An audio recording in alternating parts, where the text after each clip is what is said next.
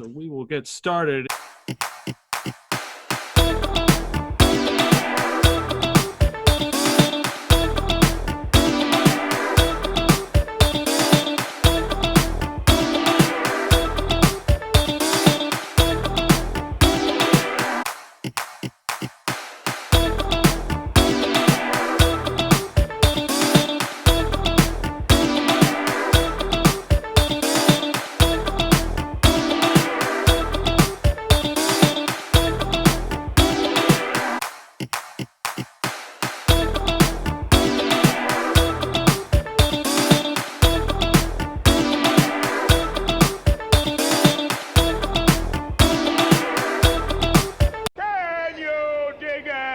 Campaign 9, Psychotronic Hustle, the Backdoor Boogie.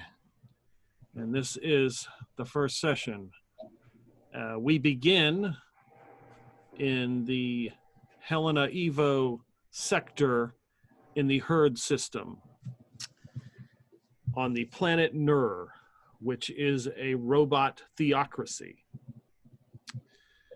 The Backdoor Boogie has been sent to the planet Nur to pick up a thumb drive or data disk or something from the curator. She's given you a wink, wink, nod, nod. She needs this done.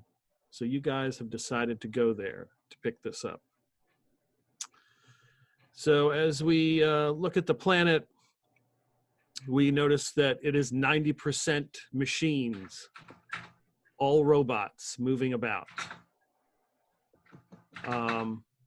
And as the robots move about, they all stop for a moment and look at the sky as a ginormous fleet cruiser named Woodstock flies overhead. It is the UPM, United Peace Movement's main fleet cruiser and only fleet cruiser. As it passes by, the robots kind of give it a look. A few think that back in the day of the Vermeer ship, that it would just be a black dot against a black screen and kind of scoff at the size of this thing, but it is what it is. It passes by and the robots continue on their way to their various jobs processing data. All the buildings here are slightly off center. They are not level. They're just askew. They're not at 90-degree angles. This is because the church, which is called the Church of Atlas, is perfectly symmetrical. Any building that even comes close to being symmetrical is blasphemous. The only other building that is close to symmetrical is the crematorium, known as the Grid. The robots don't even like to speak its name. You guys have been sent to the Real Feels Diner, where you're supposed to meet a contact. His name is Hull, and he should have this data that you are to take. Once you've received this data, you are to take to meet this contact, Lorenzo, at Carlu 4 on Moss, which is the moon of Theranos. Lorenzo is familiar to the curator. You've heard of his name spoken before. He's not somebody different. So as you enter the diner and go to take a seat, you know that it is kind of full. There's the local, a decent lunch crowd is in there. There is one waitress working. Yes, and you can hear her motor charge up as she comes by to see you. Most of them, the robots look like this in some kind of form or fashion. The thing right here is a screen, and over here is a screen in this person's chest. So that would look like your waitress, Flo. Are any of them going danger, Will Robinson? Danger. Not yet.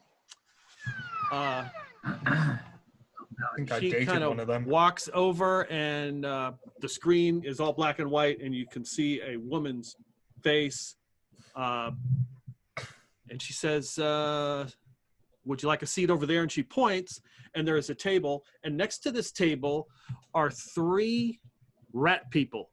They are in vac suits. They got their helmets back. They are living it up. They've got a stack of mini alcohol bottles, and they have got at least 4 or 5 glasses of Drider milk, and they are mixing the two and chugging away and laughing and talking as rat people do. There's another seat not next to them. On the other side, next to a couple robots that seem to be quietly reading. And who would like to pick your seat, but not your friend's seat?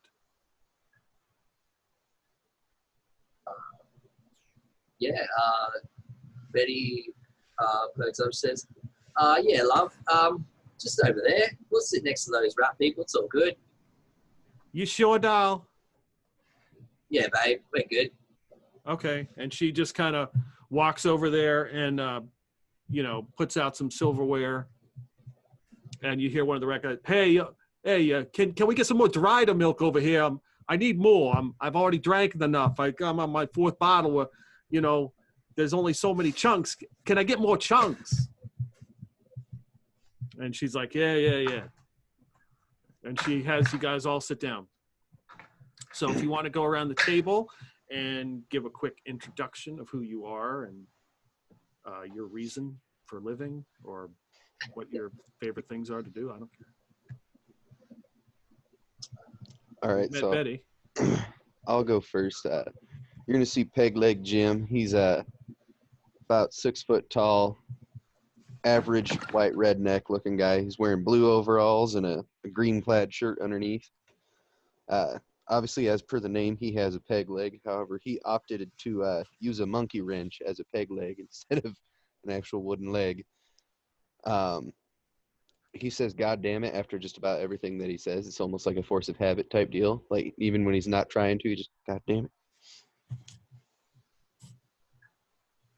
it. He's missing a couple of teeth, but most of them are there. Is he wearing overalls? Yeah, he's wearing blue jean overalls. Okay, good. Mm-hmm. I'm sorry, but considering the tech level of this universe, I refuse to believe that monkey wrench is just a wrench. That's a cosmetic detail for sure, but it does way more than just be a leg. Well, yeah, it works as a wrench too. A miter saw. It is legit just a wrench. Like, it's not any of them fancy tech tools or nothing. It's just a wrench. I mean, it may be, but there's no way my character believes that. Just you wait. When you're in a pinch, you need to fix something. You're like, God damn it, I need a monkey wrench. Right, and he calls it Ellie Mae. Guess who hobbles in? Now, can you take the wrench off, or do 2 of us have to pick you up and just spin you around on the object? Yeah, no, like he can pop it off and go to town using it. Oh, okay. It's got a quick detacher.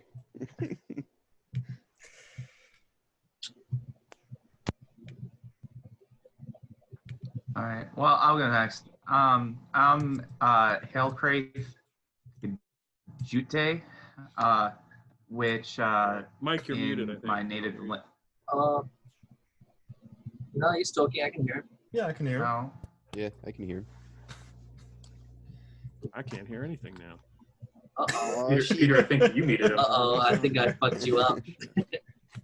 You messed up now. You caught AIDS. Peter, we have a problem. Peter, are you having a stroke? Do you need help? How about You now? smell toast. There We can hear you. Yeah. We can always hear you. Can you hear us? Yeah. All right. Uh-oh. Peter, are So- you going blind? I think I screwed him. Oh. Peter, is your dog attacking you right now? Are you being held hostage? Blink twice if you are, Peter. Blink twice. Oh, shit. Can you guys hear me? Uh-oh. Yes. Yeah, we can hear you. Yes. Yeah. Okay, but I just can't hear you. Yeah. That is Just a weird. moment ago, he was sharing computer sounds. And Oh, when he no. disabled that, I got a hardware on my computer. what? Uh-oh. What? Was, No clue what he said. did you just fart? Peter? Yep, now I can hear you. Okay. Oh, yeah. He's saying he has to go see his wife real fast about something important. Okay. Is that what he said? Yeah. Oh. I I thought thought he he said said something about hardware on hardwiring his computer. Yeah. Yeah. All right, the I'm good. hardware. Ah. Yeah. And now he's dead. Uh-oh. And he must have bumped the computer. The robots don't like him. Oh, there we go. There it goes. Okay, Yeah. I got. Now I can I hear you didn't go guys. away. I heard you guys every step of the way. Yeah, exactly. Very wise. All right. So, Helkraith Kajite, which in my native language means shadow within the void.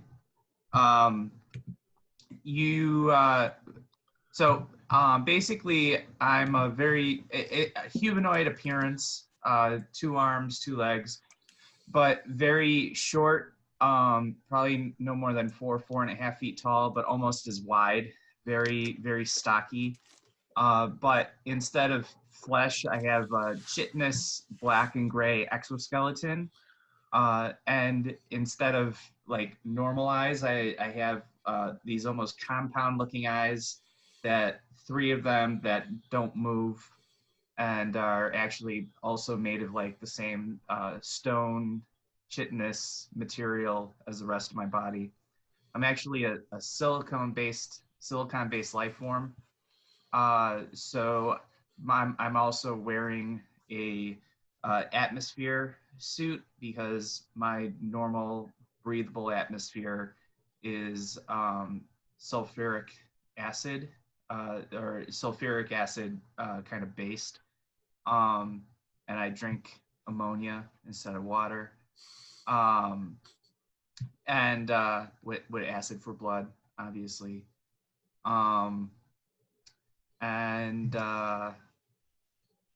So that's my guy, and he's kind of here because he doesn't really have very much in terms of goals or motivation. He's just chasing a paycheck right now.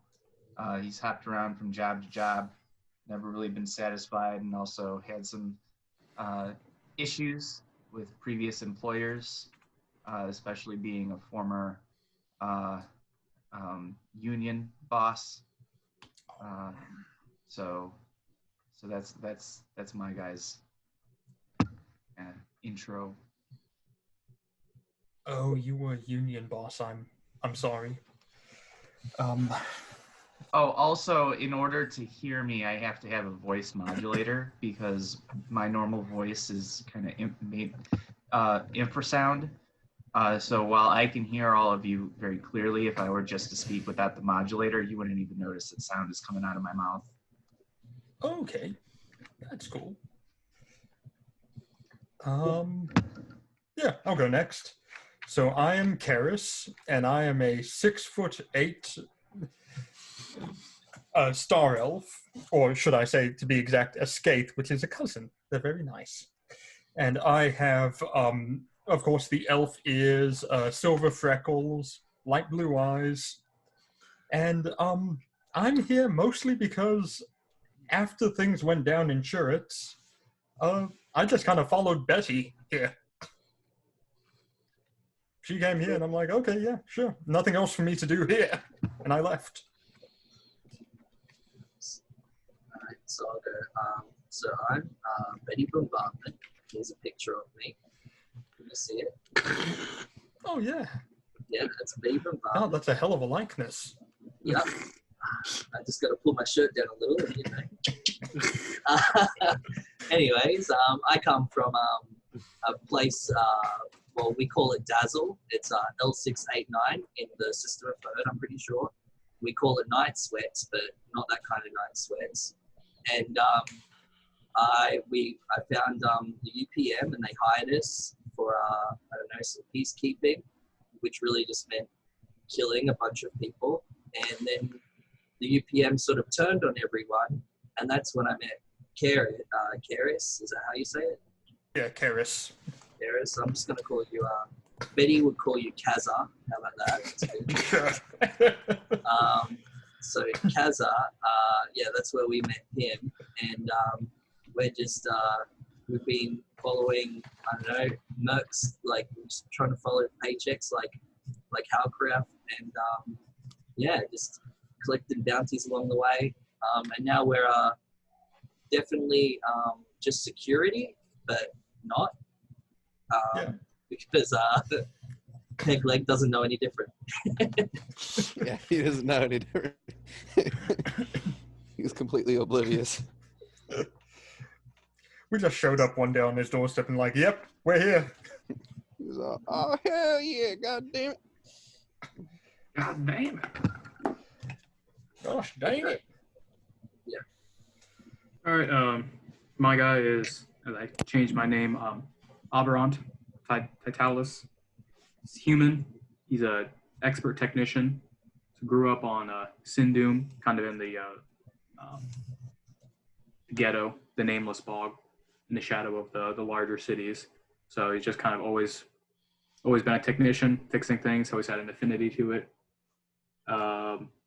Reason traveling, ended up being able to work on a odd ship with a spinning like top, and after fixing it, was recruited, or recruited. Someone who's looking for a technician, just looking for someone with more experience, though. Essentially, resume building and building my my foundation as a technician.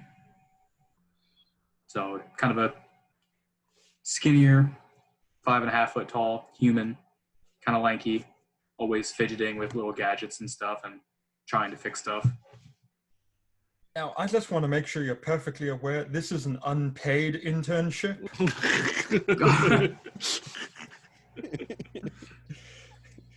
There's no confusion. Food and room is all I need. Yep, that's all you get. Big Leg Jim's the captain, so you'll be working very closely with him and maybe attaching his monkey wrench whenever he needs it. Grab my wrench. Now be careful with enemy, why don't you? So I'm in charge of sharp training on the ship.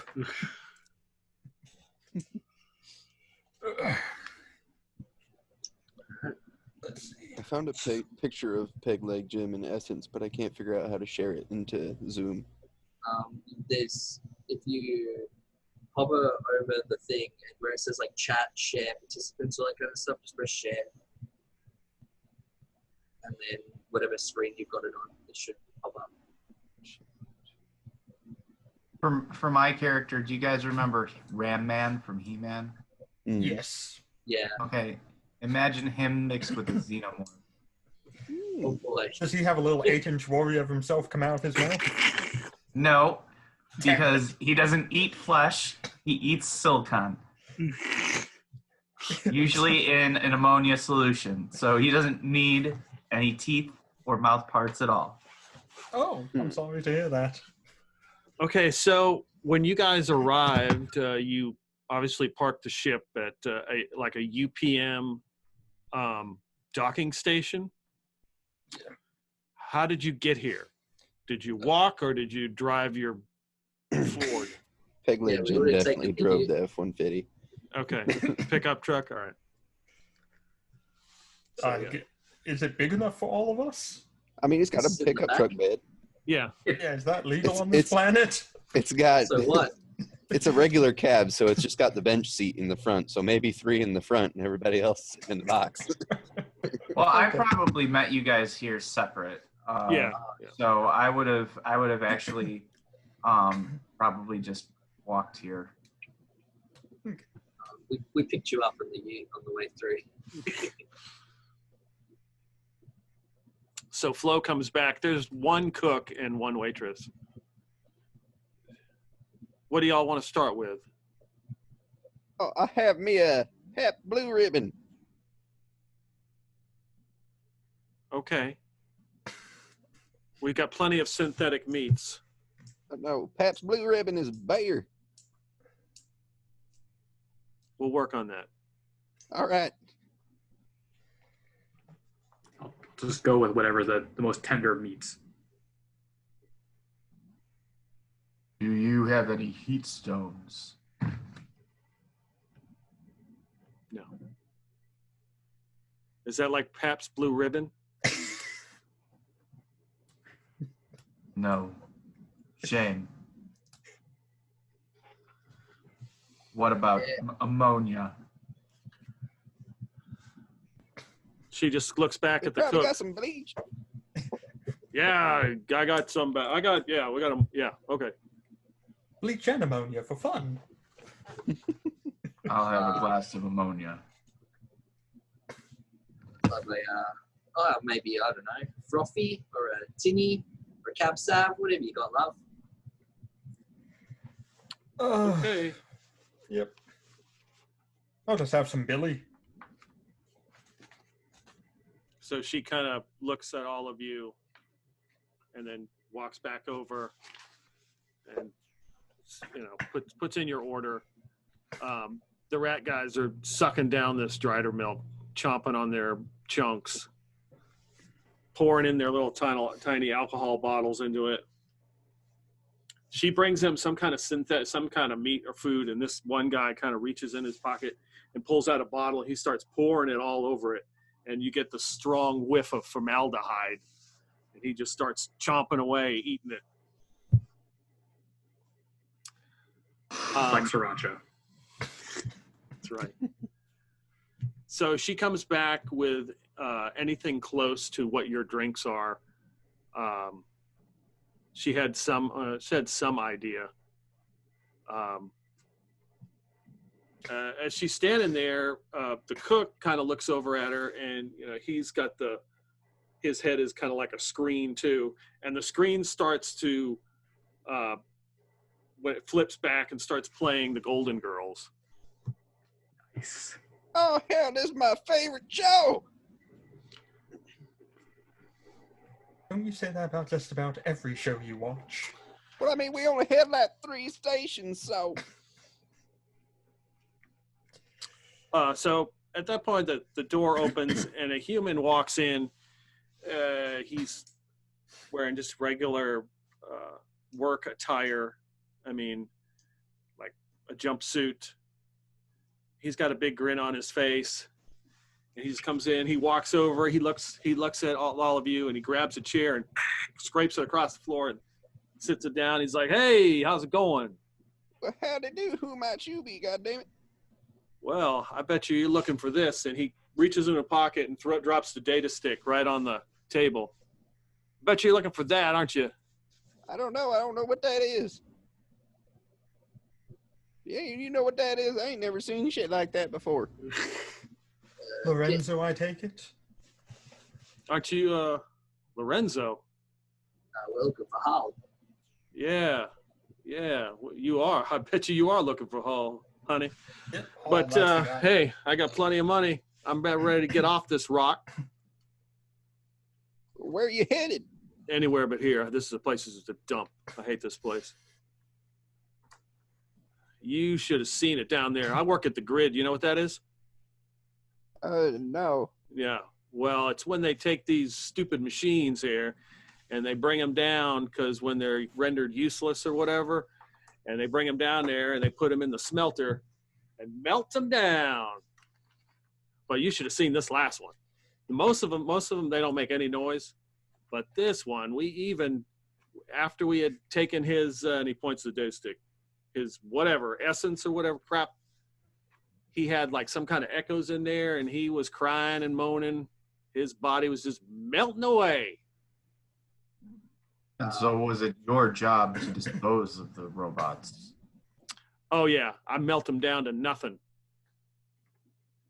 And you don't have to make any kind of check. You notice that all the robots in this diner have kind of looked up and are taking notice to what Hull is saying. Hey, Hull, I don't think you might not have seen this, but everybody in here seems to not like you all of a sudden. I don't care. I'm leaving.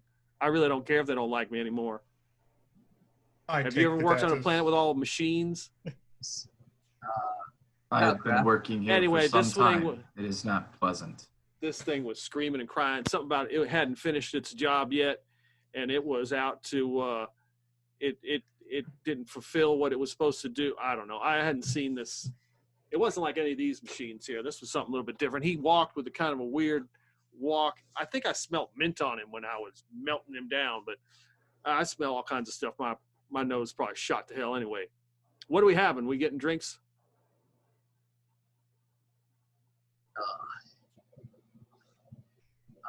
Unless you're gonna be pissing off anytime soon, yeah, we're having a couple. Good. Yeah, I'm ready to get pissed. Yeah. I'm ready to get off this. Maybe spend some money, go do something. I made my money here. First, Halcraft, are you able to maybe read this in like a safe search kind of way, and I just push over the thumbstick over to you? I am not a machine, but if I was at a computer terminal, I could probably access the data. Yeah. All right. We'll just have to take your word for it, won't we, Hal? Oh, it's on there. Trust me, it's on there.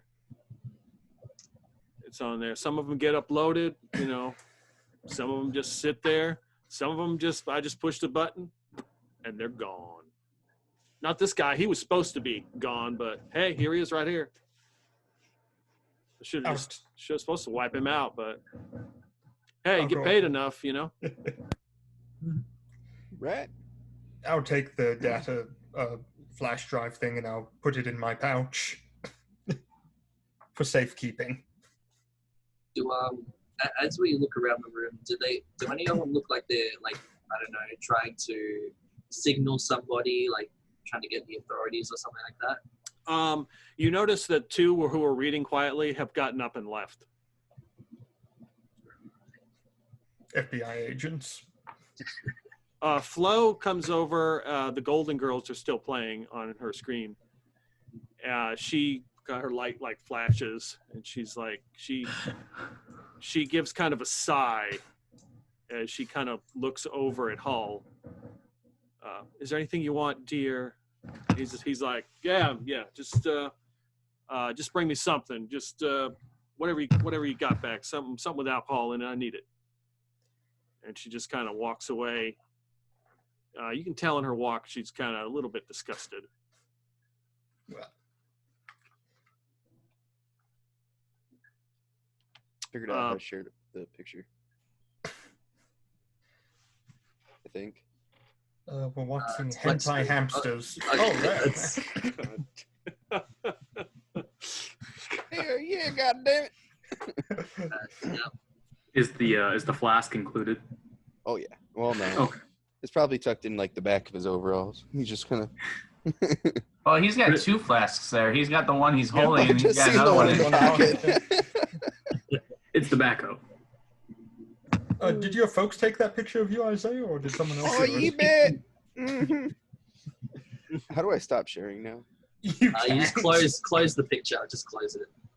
Oh, okay. Bye. Google Chrome hentai hamsters. So Flo comes back and kind of puts the glass down. As she goes to turn, you see the screen on her chest begin to kind of go all crackly and fuzzy.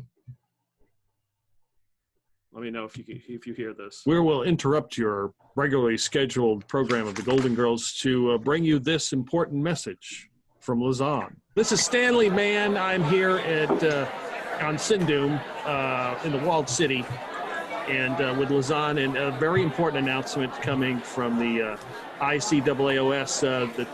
The conference is, for year 273 is coming up. Very special announcements. Special guests are going to be there. It's only in 10 more days.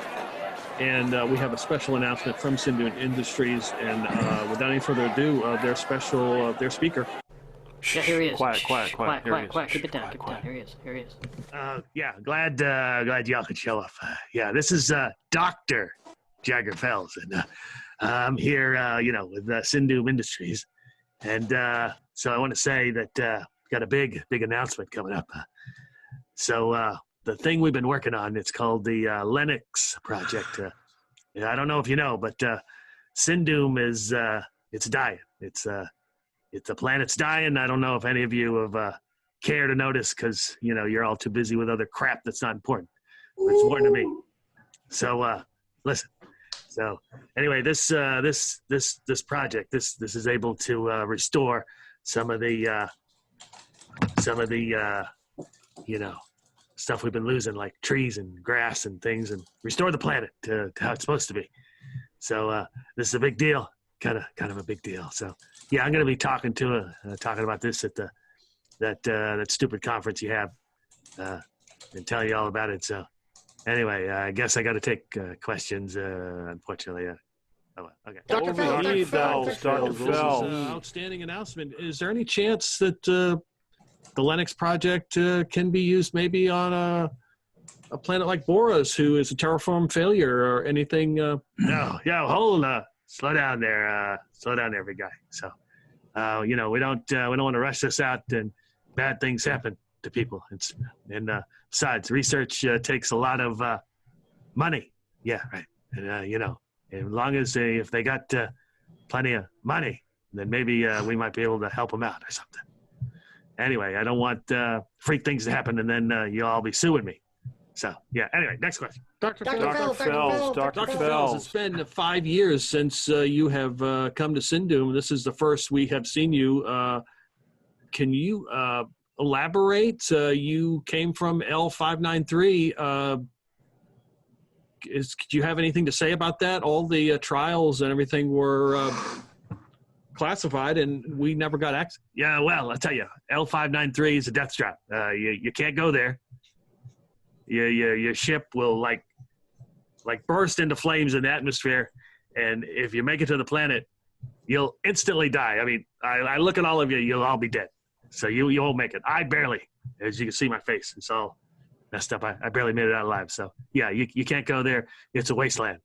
It's instant death for all of you. Dr. Fells, can you tell us, can you elaborate on the Gorn? You returned in a Gorn ship. Can you elaborate on this ship? And it's been reported that there's been a wrongful death lawsuit filed against you in the ICAAOS court.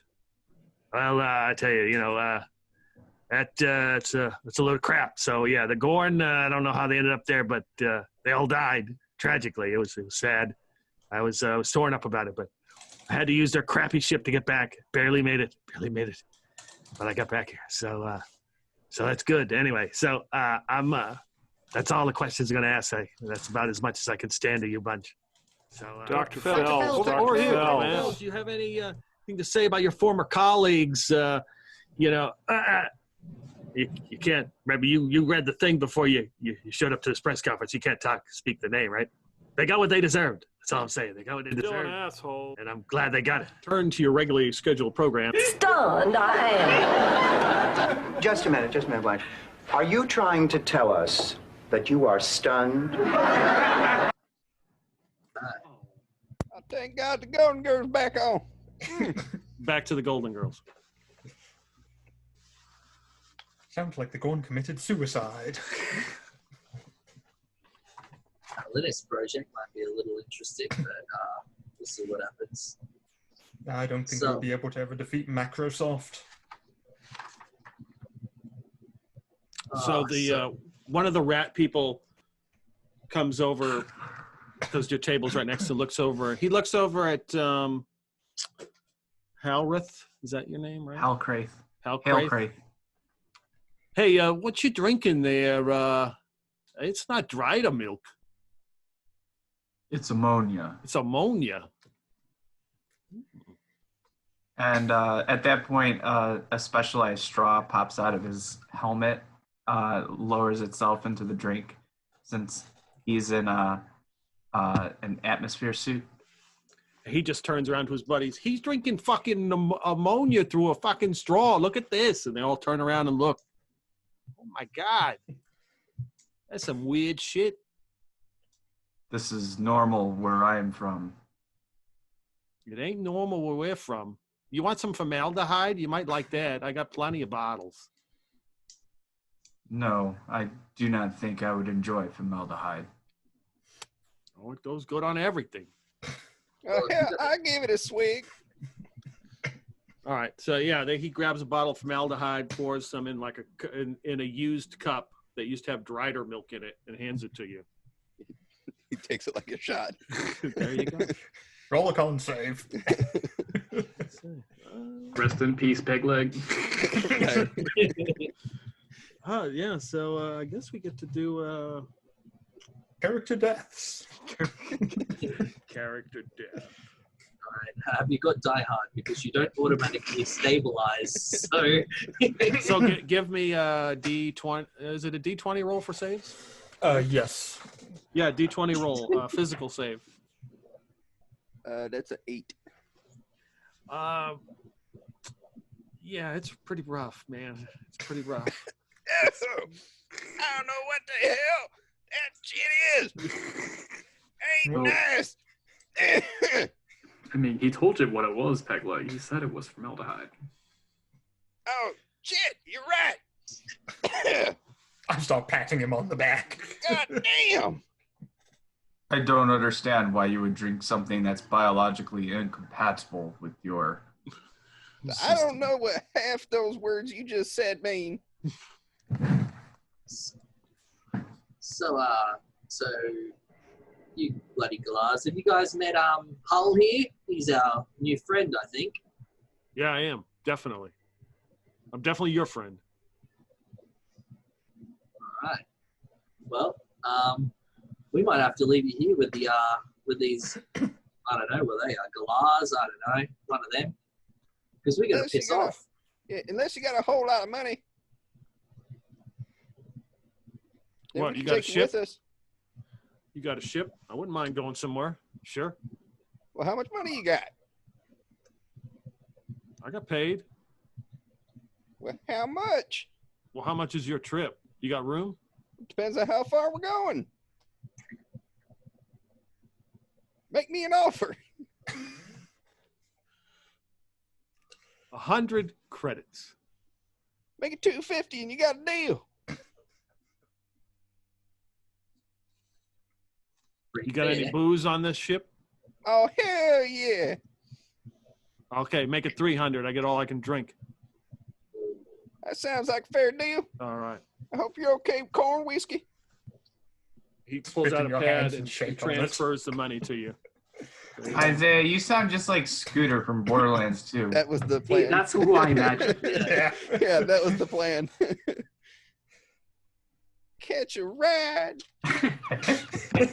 So as you guys are drinking up, the guy behind the counter who's like cooking and stuff, he picks up a phone and he's like,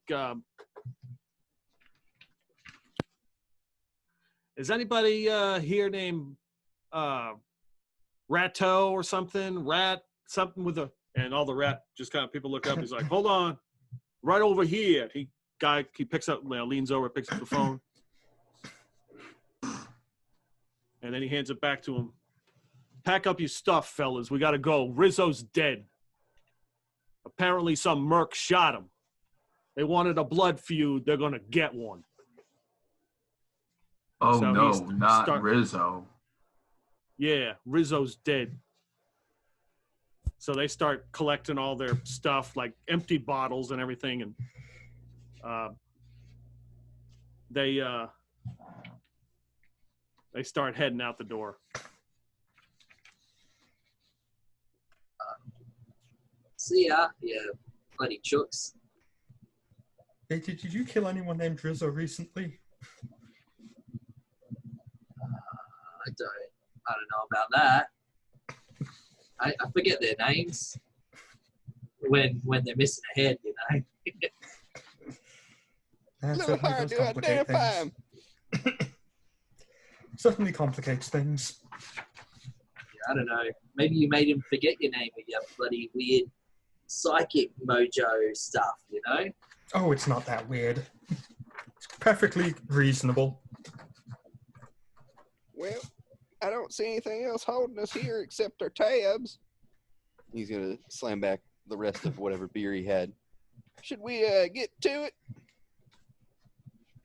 Yeah, I think we can go. I'll just turn this one into a roadie. And I just pick it up and walk out. Is that legal in this country, planet? I don't think I care. Yeah, I'm just going to be sitting on the gun. It's all good. Yep, let's go, I guess.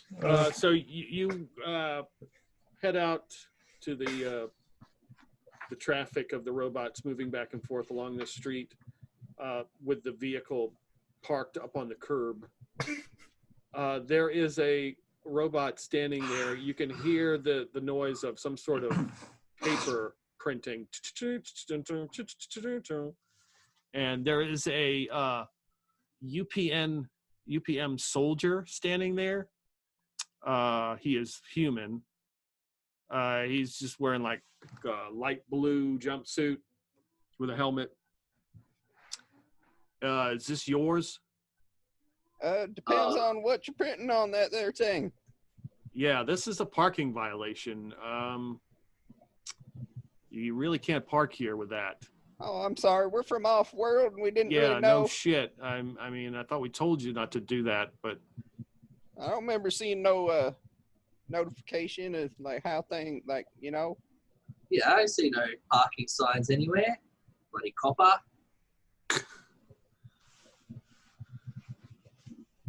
Jim, we should just accept the ticket and move on. Hey, Kazza, you want to do a little bit of your mind stuff on him? That's not how it works. Oh, shit. Well, how much is it? God damn it! So far 50 credits. What if I like get it out of here like right now? Like, does it go down at all?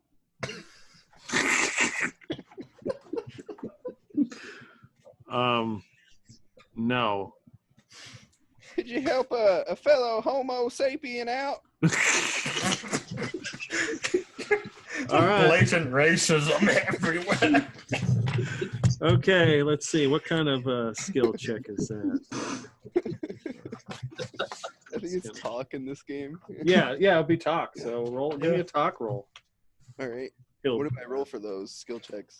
2d6s. Unless you have, something in Unless talk. you have a feat, yeah. I think I have a 0 in that. So Do you have anything in charisma? I do. I have a 13 in charisma. That's still a plus one? 0. That's a 0 still. So it's a -1 to whatever you roll with your 2d6s. Okay, so that's a 4. Well, I'm convinced. Yeah, sounds good enough for me. Do you want to roll low or high in this game? High. Rolling high like me. Yeah, he just reaches down and rips off the ticket and looks at it and hands it to you. Nothing I can do about it, man. You just pay it when you leave down there at the dock. You don't want to give these guys any problems. Hey, Yes, Jim, it is inappropriate to resist authority. I'm not trying to resist. I'm trying to not have to pay so much. Hey, new guy, do you got 50 credits?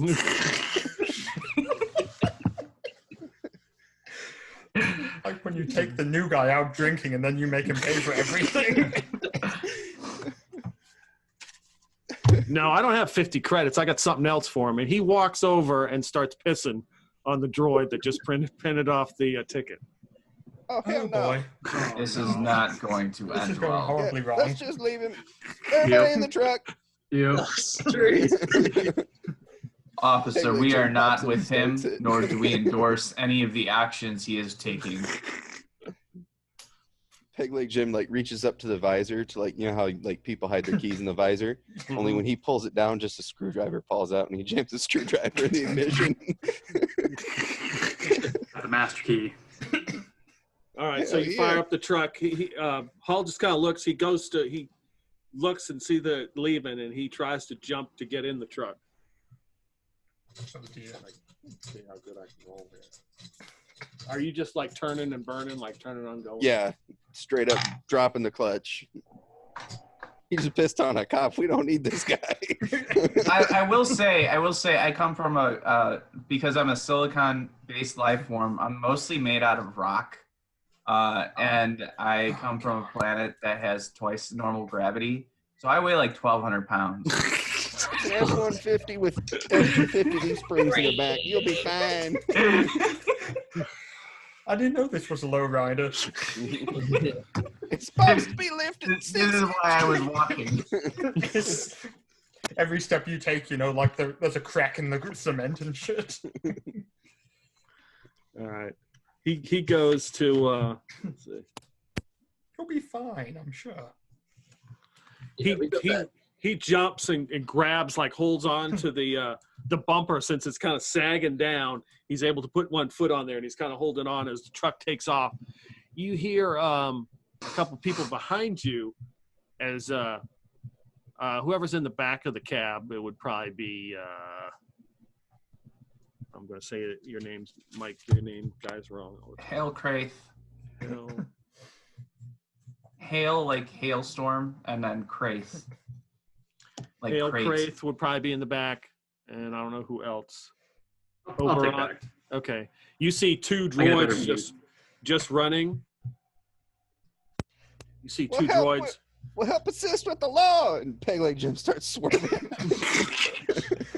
All right. Trying to shake the guy off That's the a back. pilot check. Is there a drive check in this game? Pilot Yeah, is it's pilot pilot is skill, drive. yeah. Pilot Okay. is drive. Yeah, drive. give me one. Menstruation, everything is pilot. All right, so that is a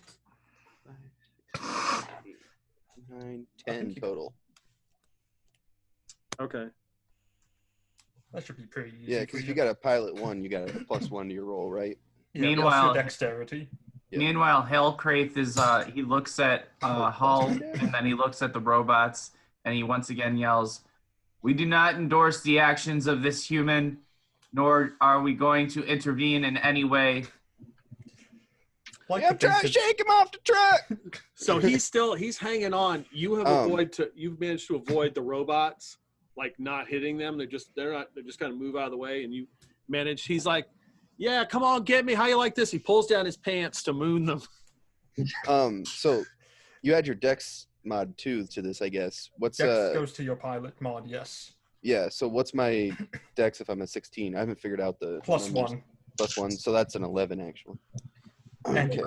So as the truck is driving by, you see that there are two other robots, but instead of having like these like flappy like little legs that they use, they have wheels, and there are two there, and there's a guy like cranking them up like, and he lets them go, and they zoom by, and they start following the truck. All right, Peg Leg Oh my Jim's God, gonna we got slow zip down so they riders. can grab him. Huh? Peg Leg Jim's gonna slow down and holler out the window, "Hey, grab this fool! He's hanging on my truck!" Is anybody else going to do anything? he also stole 300 credits from us. No, I'm just gonna. Big Leg's got it. He's our pilot. Yeah, he's good. He's good. He's like Hell slowing Craith down is and just- like moving into a big open space. And just gonna- Hail Craith is just sitting against the cabin with his back against the cabin, watching everything. I'm also in the back. I'm just going to lay down so that way, violent, I'm just kind of not seen, not heard. All right, I'm going to roll. His butt's the only thing going ahead and preventing them from seeing our Confederate flag license plate. Or the hanging tailgate balls.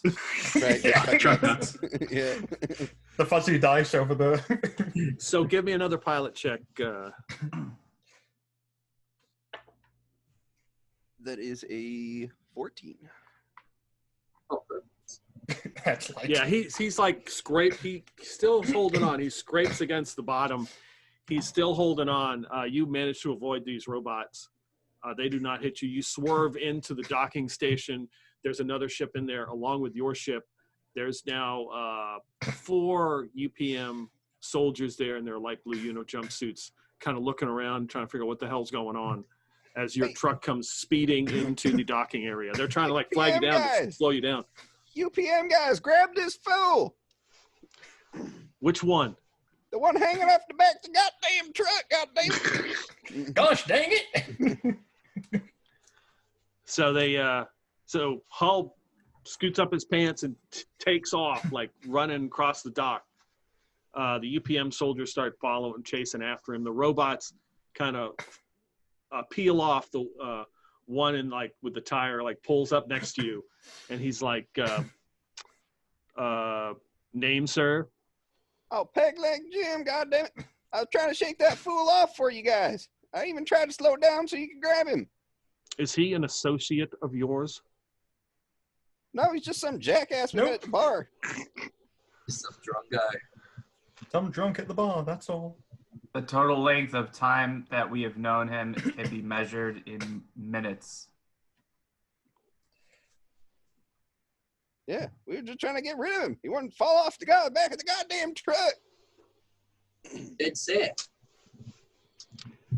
There were reports we received that he entered a diner and deposited some kind of data. Is this true? I don't know what data looks like, but I don't think he left anything behind. He didn't leave anything behind at the diner, that's for sure. Do you mean the his stick drawers drive? down. Sir, yes. That would be something of interest to us. My associate picked it up. And he points to Paris.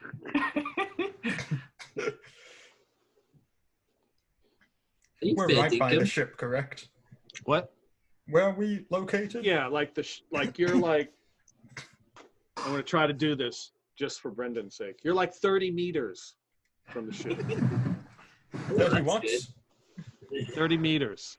I'm sorry. Not at all. I only speak freedom. How far are we from the ship? How many yards is that? About 30 yards. 50. It's not too far off. Yeah, it's docked right there. And Okay. this guy he's the one with the wheel, and he just kind of rolls back to where Hale Craith is, and is looking around. We need that data. I'm gone. I've teleported onto the ship. Okay. Easy teleport for me. And I just stuck behind everything. Okay. Let's see. I'm going to give him a notice roll, see if he notices anybody vanishing. Were you inside the cab? I was inside the cab, yeah. Yeah, so no, he doesn't seem any more aware. He's just kind of waiting. Yeah. Well, he didn't have it. He's not even here. He pointed at no one. See? And like, how is he still pointing at where? I wasn't. I did not ever point. Oh, Right. okay. He just said my name. All right. I just I like. He just said he saw her. No, I'm gone. Whisper the peg leg. I'm like, all right, Jim. Now, how fast can you get us onto that and get us out of here? Is our like cargo door down? Yeah, I would assume that it's down, that you could just drive right up. You got like a garage door opener on your In windscreen. about like, I say a few seconds. If I drop the clutch and shift the gears real good. Yeah. Just let it rip. Yeah, you're good. All right. He's gonna rev it up to like 6,000 Rs and drop the clutch. Okay. Betty would like scream out the window, "Fuck you, coppers!" and start throwing some grenades out the window. Catch a ride! It's a ride. All right, so I need Pegleg to give me a pilot check, and Betty, if you're going to actually throw grenades, I need you to do that too. That's a 10. That's an Okay. attack roll, Betty. That's an attack roll. So all of mine have an 8. So with grenades, everyone has an AC of 10. Yes. So this is a good deal. Oh, nat 20. Hell yeah. Okay. Grenades. So what do you want to do? So describe what you want. You guys haul ass on this truck up the ramp, and you launch your grenades. Tell me what happens. I think so. the grenades sort of like launch into like maybe an explosives area and sort of just explode and distract everybody. But maybe smoke flies all over the place. Okay. Are any of the soldiers injured? Maybe only lightly if they were pretty close, but okay. If they're standing on it, well, yeah, they're dead. Okay. Shit, I shouldn't have stood there. The minute I hear the explosion, I go ahead and I start taking the ship off. Yeah, the grenade hits. There was somebody had just delivered a pallet of munitions that Betty hits with a grenade. It starts to cook off and explode. All the soldiers are ducking everywhere. One guy, as you guys load up and start scurrying in the ship, one of the soldiers comes out and is ducked. He's got something in his hands. He's like, hey, don't forget your whatever this is. And it's a Jawa. And he holds it up like that. And just that a round comes right through his head. He's like, oh, no. How are we supposed to use the spike drive now without the Jawa power source? Hellcrave just shakes his head and says, why would we engage in violence? It just creates so much paperwork. Sadism. You're muted. Yeah, as soon as we're in the ship, Pegleg's going to park the truck and hop out and like run to like the nearest intercoms. Mm-hmm. Deal. Get us, turn and burn! Turn and burn! I'm already leaving. Yeah, so the ship begins to take off as these guys are taking cover because all these rounds are cooking off, going everywhere. Luckily, that one soldier's holding a Jawa, and that protects him from potentially fatal injuries. Meat shield. Jawa shields. What's the AC if you're wearing a Jawa? Well, if he's a shield, it's +1. So the ship begins to take off above the city. You see the soldiers are running around. You can see Hull is running down now. He has escaped the dock, and he's running like trying to flag you guys down. Hey! Hey! Do we want him? No, he's an asshole. He got us in a whole bunch of trouble. Okay, let's accelerate out towards our main ship. Oh, this is the drop ship, isn't it? Yeah, because our ship can't land on planets. No, it can. I looked at the math. We Oh, can it actually land our ship. Oh, okay. Oh, okay, yeah, so fuck, we're on our ship then. Screw it. Okay. Yeah, I looked at the math and I realized we could afford it and still had space for it, so I put it on there. Ignore me! Okay. Oh, good on you, Pegleg. You did it. Yeah, this old girl still got it. And he's going to like rub across the hood. Now, are we going for an inter-system is where we're trying to take this thing to? Mm-hmm. Okay. I mean, well, he's going to get back on the intercom, assuming that, I forgot how to say your name again. Karis. Karis is still on the wheel. Hey, Karis, you might want to activate that there sensor masking thingy dealio we got. Okay, on it. 10-4, good buddy. And I'll activate it. I'm taking a look at the system. Oberyn, are you going to hit all them switches and stuff you do? I'm sorry, what? Are you going to hit all them switches? Yeah. You normally hit all the switches before we take off. Have I been on the ship long enough to be familiar with a lot of the takeoff procedures? Yeah. Okay, sure, yeah. I'll hit all the switches. I'll hit all of them. Every single one. Not So, that yeah. one. Oh, hell. So yeah, you guys are leaving the atmosphere, leaving the gravitational pull of the planet. And as you break through, you realize that not far in the distance is the fleet cruiser Woodstock. Oh boy. If everyone would like to get up to the bridge, that would be lovely. Thank you. Nice.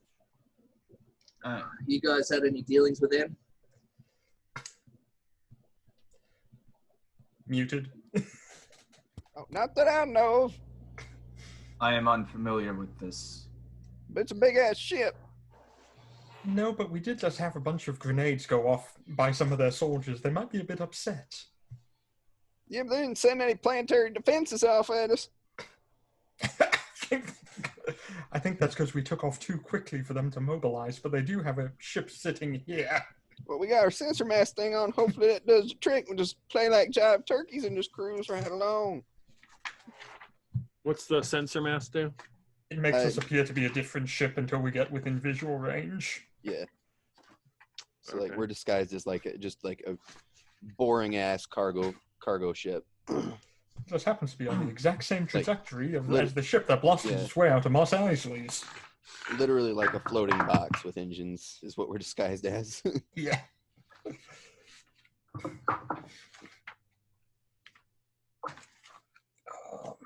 Don't get close enough that they see us. I'm keeping our distance. Don't worry. Yeah, they can. The ship can disguise its long-range sensor reading spoofing scans with the ID tags and apparent hull type of any ship of its choice, and they can penetrate it with a wisdom or program skill check against a 10+ program skill of the masking ship's comm officer. Okay. Betty would go to the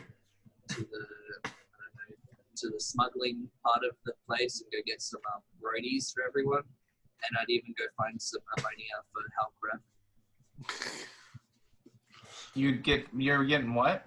Ammonia, some I don't know, whatever we were drinking at the bar. Ammonia. At the diner. Yeah, ammonia. Yeah.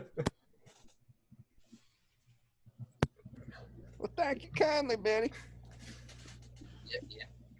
Hey, you crazy guy. Where the hell did you tell him we had the thingy? We could have played it off as it was in that asshole's asshole. Yeah, what was that about, Because Halcraft? Karis had it. Yeah, but we didn't need them to know that. We were An hired to go authority get the figure thing. asked me a question. I'm not going to not answer it. Well, yeah, but you answer with a lie. Why? Because then we get paid. For what? Getting the little drive thingy. What's on it that we would get paid? Hell if I know, but they want it. Exactly. Why risk our lives for something we know nothing about? Because money. I think that's a fair point. But we don't know if there's money. No, we got told that we get paid to go get the drive thingy that we don't know what's on. It's not the first time we've worked with the curator. She's quite trustworthy when it comes to paying others. I'm not familiar with this agreement. I just know that an authority figure asked me a question. I answered it to my best of my ability, just as I was trained to do. Ain't you know nothing about smuggling? Yeah, No. you don't know anything about smuggling, Jim. What are you talking about? We're perfectly legal transporters. I mean, except maybe several ounces of illegal liquors we got, but that's something people don't need to know about. They don't need none of that. Me and Paw done run liquor for a long time back on our planet. It's perfectly legal there, I reckon. Well, it was legal to have and drink, but not to sell without the proper licensing. Why not just get the licensing? Because that's expensive. Costs like 20 grand. But Stop then you being sell the full. liquor and you make the money.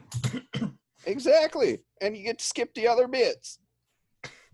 But then you do it by book, the procedure.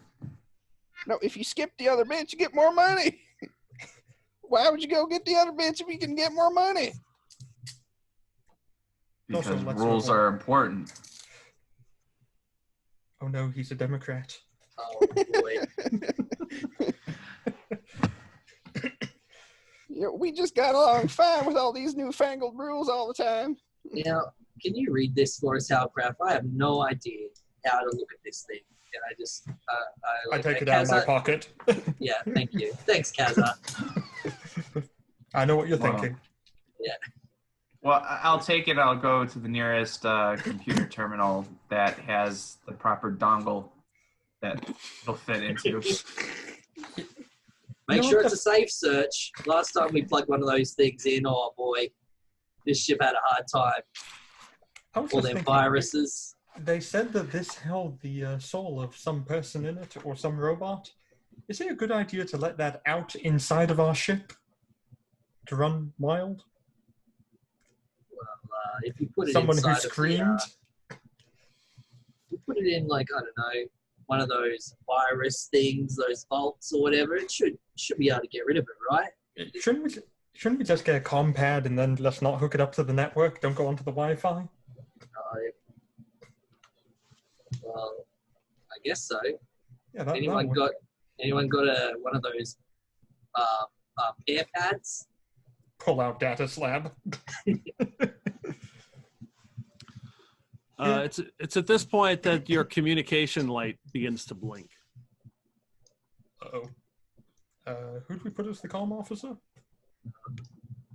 Oberon, you're in charge. You got it. Wait, you'll be fine. You'll be fine, mate. If it's blinking, does that mean that someone's trying to communicate with? Yeah, someone's trying to call you. Okay, sure. I'll answer. Yeah. What's your ship's name? What was it, the General Lee or something like that? What did you decide on? The ship's name? It's Big Bertha. Oh, that's right, Big Bertha. But we're disguised as a different ship right now, so we need a fake name. Oh, the Mary Sue. Very soon. Yes. Who am I speaking with? Is Mr. Jim there? No, there's nobody here on the ship named Jim. This is Quiet, Jim. Be quiet. IG. This is who? I'm sorry. IG. IG. Is this the Big Bertha? Negative. This is Mary Cargo Main 566. Just doing a standard transport. Apparently our communication. Apparently your thing is wrong. Well, I'm sorry to trouble you. Oh, that's no trouble. We got a long haul. Always nice to get a little communication in. Very well. Then Collins. Yeah, fuck you, coppers. The light blinks again. Oh, shit. We might want to turn on the spot drive about now. I think they heard you, Betty. I think they heard you. Oh, no. Why didn't you press the button? I was going to, and then he started talking. All right, just answer it. Just answer it. Disguise your voice and go ahead and ask who's calling first. This is the Star Cruiser Woodstock. State your present course. Oh, give me 1 second there, Woodstock. And this is IG on the Cargo Main 566.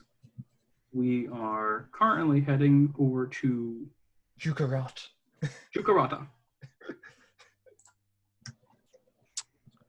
What's your cargo at this present time? That'd just be fuel. Is that it? Fuel and just rations for me and the other driver. Give me a talk roll.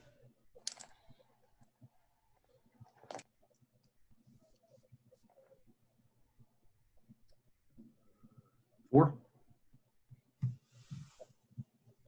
It's me. 2d6, right? 2d6, yes. Okay, yeah.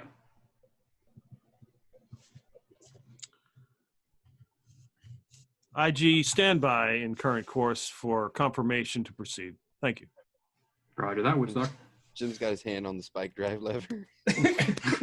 Now, we could spike drive to where we're going inter-system-wise. You reckon that big bastard can fucking follow us? Depends. I'll make sure the other comm's muted. Yeah, I don't know if you guys want to keep eyeing our bluff, or want to try and make a jump and get out of here. I think if we make a series of jumps, and make them in a shape and jump out into another shape. And might take me a little while to figure out which way we went before we actually exited our destination. There is one problem with that theory. We can only jump once before we're out of fuel. So I would say that you can jump. You would probably be able to jump twice. So you've got fuel ready to go to jump one, and then you've got a backup set to go. Where are we supposed to meet our contact at? Yeah, they probably were just calling us, but we missed that. We might have to do a call back after we deal with these callers, Carol 4, Carl 4 on Moss. On Moss. Okay.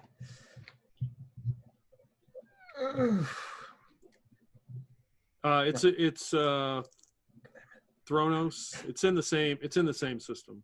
Yeah. Probably saying it wrong. Thronos. Could we line up our jump with another thing so we can jump to a planet past it, turn around, and jump through our own path back to a planet, to the actual planet we're after? If we jump to Churates, which is in the same system, then we can probably jump back to Theranos pretty easily. Yeah, kind of staying in our straight line deal, so we kind of go over our own tracks kind of deal. It is a solar system, so it's kind of circular. Well, yeah, but if you're hopping and skipping through, I have no idea because I can't see a picture of the solar system. Peter, do you have one of those? Oh, there it is. Cool. Oh, hey. All right. So where are we? You're right here. Okay. Okay. You need to go here. Okay. Curates is here. What's this one on the bottom left? That? Yeah. Old Men's. If we jump there, then we can jump back to the place we need to go, and it'll be right over our own tracks. Pretty much, yeah. Okay. Yeah. I'll set the course for that. We start setting up. Dump some fuel, Jim. Get the turn and burn. Shovel in the Jawas. Meanwhile, I'm unconcerned with all of this. I'm just trying to look at what's on the data drive. Okay. Anti-hamsters. Does anybody remember, were we supposed to not look at what's on that stick? Was that a specific condition of the deal? I don't remember them saying anything. However, we don't know what's on it. It could be dangerous. I'm just gonna leave it open so she can come in and out. Hi, puppy. What's it? Trying to send a message and it wants to correct the wrong spelling. It's supposed to be wrong, damn it. At no point have I ever said to anyone, duck you. Okay. So you start to engage the spike drive. The light is flashing again. They're trying to communicate. Over it, you're on. Hey, before you click that button, tell them your rookie pilot. Yeah, before you click that button, tell them your rookie pilot done accidentally had the coordinates in and hit the go button. It's too late. All right, I will relay that. In plain English.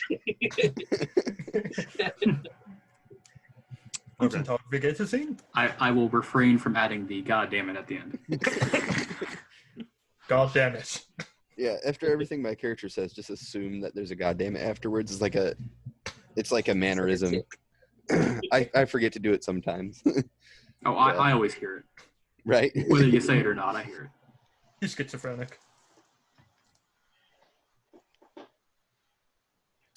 So do you click or not? Yeah, I'll click. This is IG. Is this Woodstock? This is Woodstock. Are you charging your spike drive currently? No, not intentionally. That was the rookie pilot. He's gave him control while I was looking through our logs. What's going on? Oh, hell, no. Turn this off. Oh, what's Stand pat. Prepare to be boarded. Beep! Woodstock out. Drive. Press the damn button, Jim. Jim's already pushed the button. It's charging. Yeah. So yeah, as they begin to send these little ships out of the Woodstock, Big Bertha engages and Spike drives right out of the system, right out of view. Gone. Okay, time to turn around. Yep. So, I believe we have to our spike drive has to cool down first before we can jump again. Is that a thing? Yeah, sounds good. Yeah, sure. Why I not? like that. I think that was a thing. I thought I read it somewhere, but Okay, that's so. Was anybody watching? Everybody's kind of probably strapped into a seat as you're getting ready to go. Is anybody watching the whole thing happen? Was anybody watching the Woodstock? My attention was focused on the data drives. Yeah, I'll get. yeah. I imagine Jim would be watching it quite intently. Hoping we aren't going to just get blown up. I think I'd be kind of watching it, but it depends really what my view screen is facing while I'm piloting the damn Okay, so ship. all right, that's fine. Everybody but Hale Craith, give me a notice check. Is that still a skill check? Mm-hmm. Yeah, 2d6 is right. That's a 9. 10. That might just be a 1 because I have a 0 in notice. Yeah, so it's just a 1. I feel like I'd be just looking at Oberyn and Pegleg anyway, seeing how their communication's rolling out. Oh, you muted. Anybody who rolled over an 8? Does that include 8? 8, yeah, 8 or higher, yeah. You noticed before you spiked that no, restart computer, no, later. We noticed the computer was going to restart. No! You noticed that the Woodstock shot out something like these tiny little discs. And you would know them as beacons or basically, yeah, they're magnetic. And there's the ship probably has some on them right now. Oh, we got hull swapped. Somebody get out there and get them off. Okay, so Hale Craith, you are examining this data. It is unlike anything you have ever seen as far as data goes. It looks like simple security protocol droid script, but then it gets real weird symbols you've never even seen before. You would, let's see, what's your... Are you proficient in Korean? What's your no skill?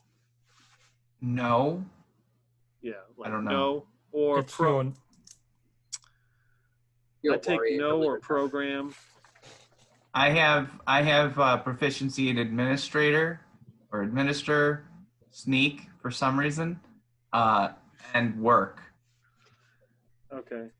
Would I be anywhere near So Hellcraith? So if I'm not proficient, what is the skill check? -1. Yeah. You don't add any ability check to it.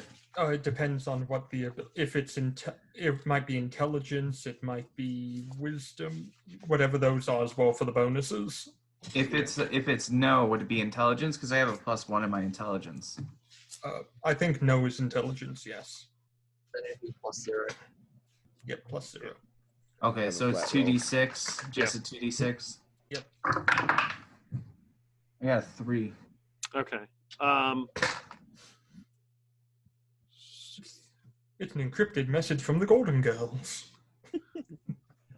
Oh dear Lord, better Oberon, if you wanna make a check too, that's fine. As you can, I would assume that you can see him doing this. This is kind of your lane as far as reading this kind of stuff. Okay, so you say it was either a no. You could do no or program, yeah. Okay, and do I get the intelligence bonus? Yes, okay. you would.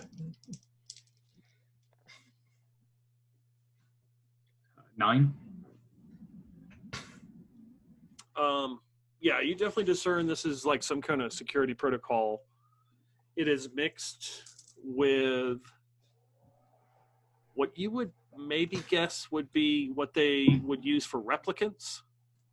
There's a lot of human programming in this, like in-depth human programming. The machines that you saw on NER are just kind of base level human program stuff, just kind of base stuff, but this is really in depth. This would be a very highly functioning machine. Like, if you were to extract some of it, you'd almost say that this person would almost be human. If you were to like isolate different pieces of code. Okay. Well, as I determine that, I will say that out loud to Hillcraft as well. See what his thoughts on it is. Well, I'm not very good with coding, but I can work to find patterns and develop protocols, I suppose, to see if we can at least organize this in some kind of way that might be meaningful to somebody like you. Works for me. We just All right. And then I open up Excel. He's too powerful. The best part is he lied about it on his resume.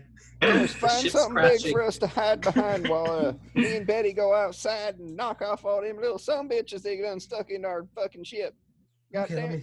let me take a look. Yeah. Is there any place for us to hide out here? Question mark? Let's see here. Well, Pig Leg Jim closes his vac suit helmet deal, pops his peg leg off because the vac suit like clamps around his stump. So he pops his peg leg off and he's just like tied to the ship, just moving along and just whacking the fuck out of anything he can find that doesn't look like it belongs to the ship with his monkey wrench. Okay. Is this So you all guys Menzo? jumped. Where'd you guys jump to? It was or Menzo or Jacaraka. Bottom left on your map. Yeah. Okay, so it would have been, it was Olmenzo. Oh, Menzo? Yeah. Okay. Is that my homeworld? It is. It is. You're home. We can drop you off here. Well, that's not polite. Get the fuck out! Just boot him out the cargo door. There's 2 space stations here, but it doesn't say anything about there being, asteroid fields or, shipping lanes or anything. You know that there are 2 stations here. It comes up on your data. One is Pelkin 2, and the other is Cheb Life Station. It is a restaurant / call center / cryo storage. And what's Parapelkin 2?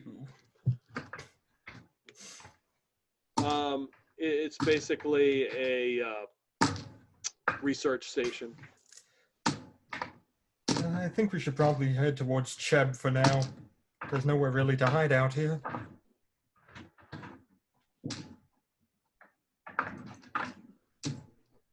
Big Leg Jim's outside the ship. He's whacking shit off the ship as it cruises along. Okay, I'm just gonna head there then. So hold on out there, Peg Leg. Oh, wait a minute. Peg Leg, how long does it take you to get on a spacesuit? He's already wearing it. Yeah. Yeah. He wears it around like his normal clothes. He has an armored vac suit. Yeah, I'm in a vac suit as well, and I think most of us would probably be in a vac suit. We're on a spaceship. Yeah, all he had to do was close the helmet. He's and then I would have had had a to rope put it around on his waist. before I left. Okay. So to find and knock those dealios off, what do we gotta do?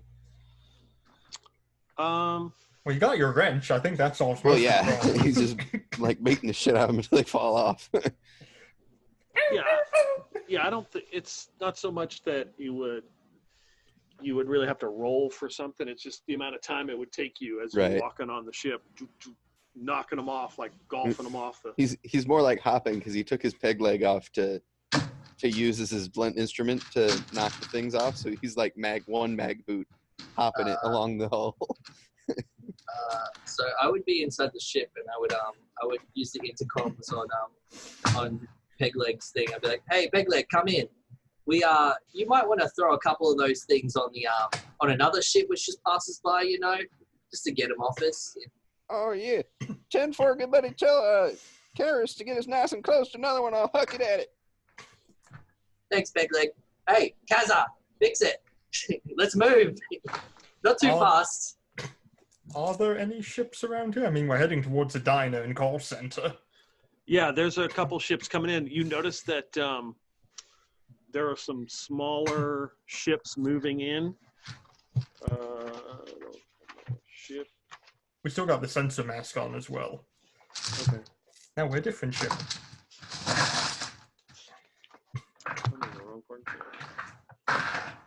So there's a couple.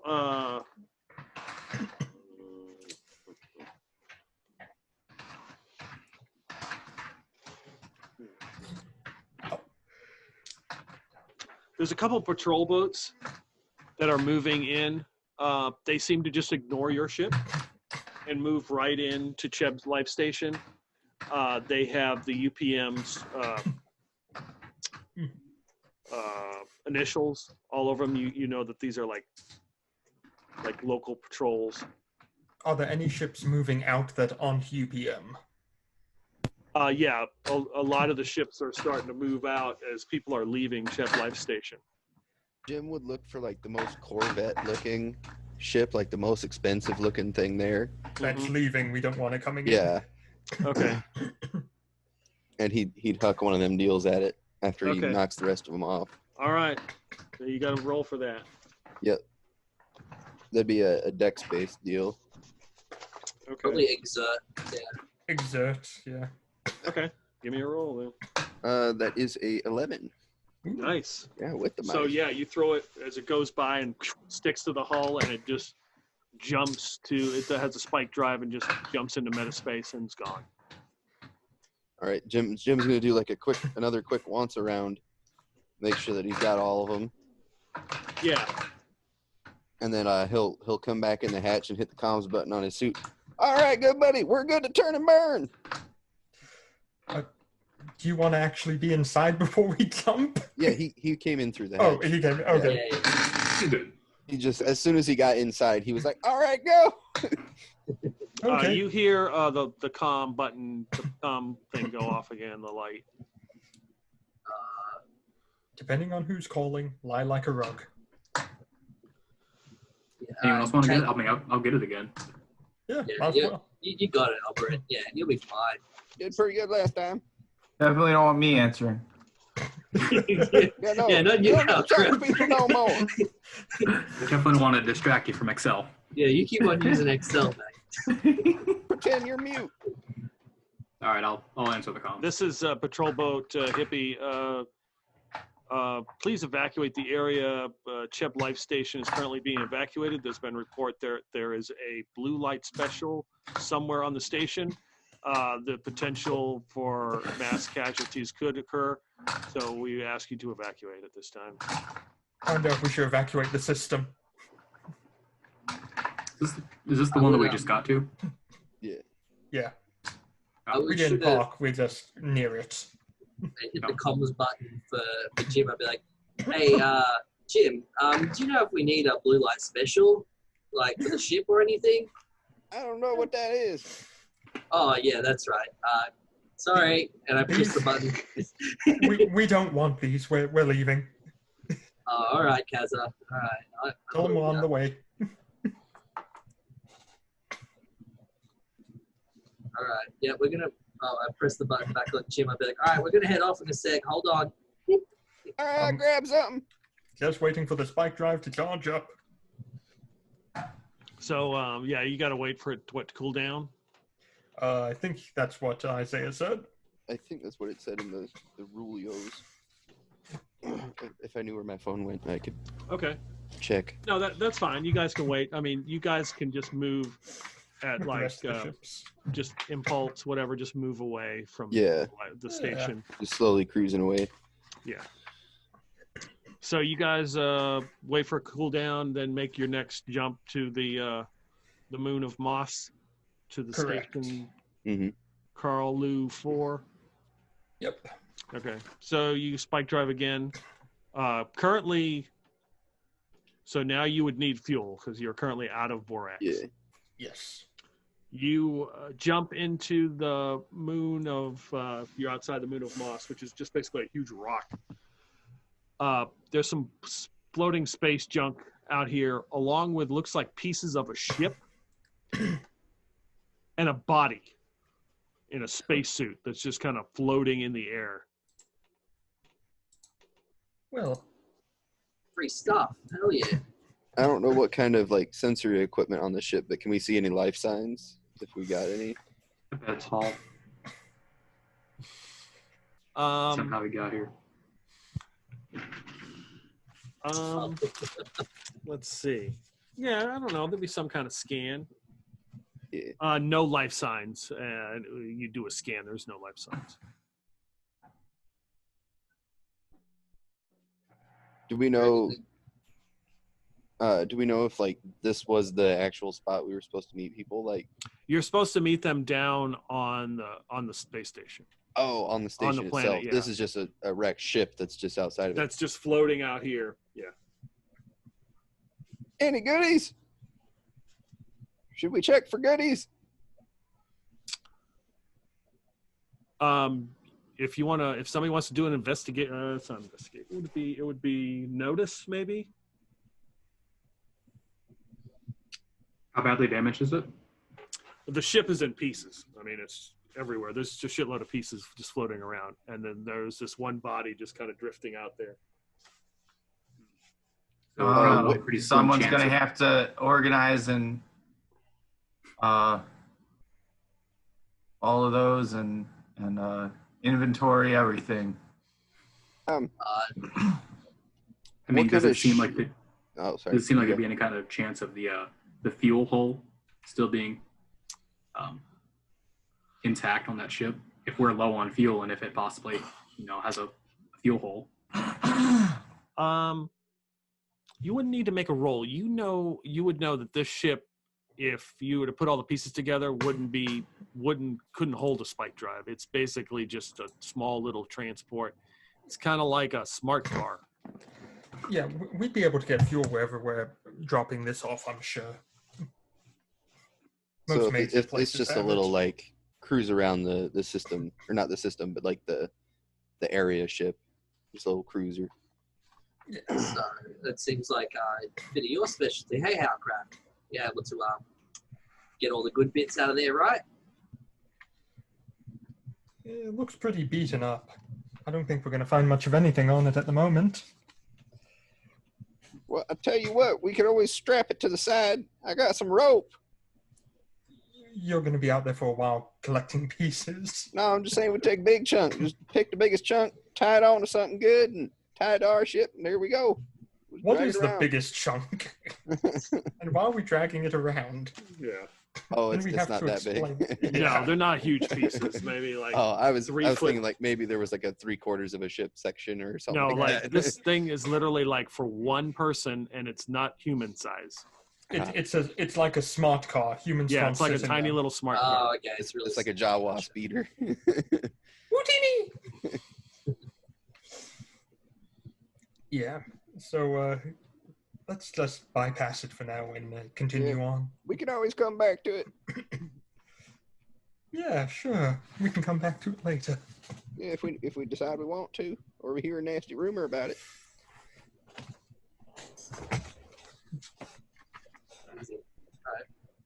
Yeah, I'm just going to continue on then, I guess. Okay, so you're gonna land here at the station. Yeah, we can land here at the station. That sound good to you, Jim? You're in charge. Yeah, that wouldn't be a bad idea. It's not much of anything to land on. I mean, to look at. It's just a small little station on a rock. Basically, just like 2 little domes connecting each other. You land down there. There's a scurry of activity of some the occupants there come out. They have their weapons out and are watching, just kind of like taking positions as you land the ship. They slowly put them down as an individual walks out. How'd he do?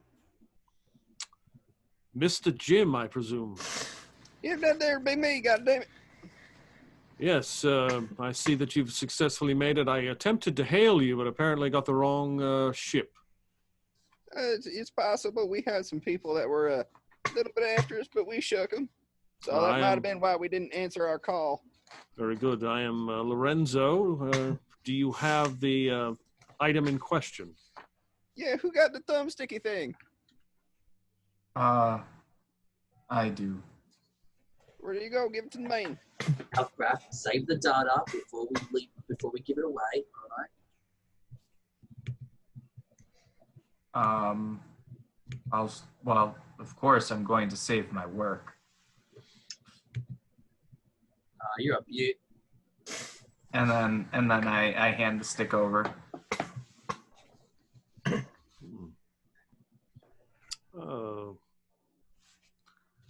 And you would be Hail Crate. This is not your normal crew, I take it.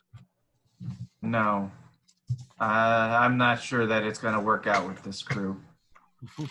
He's a shit liar.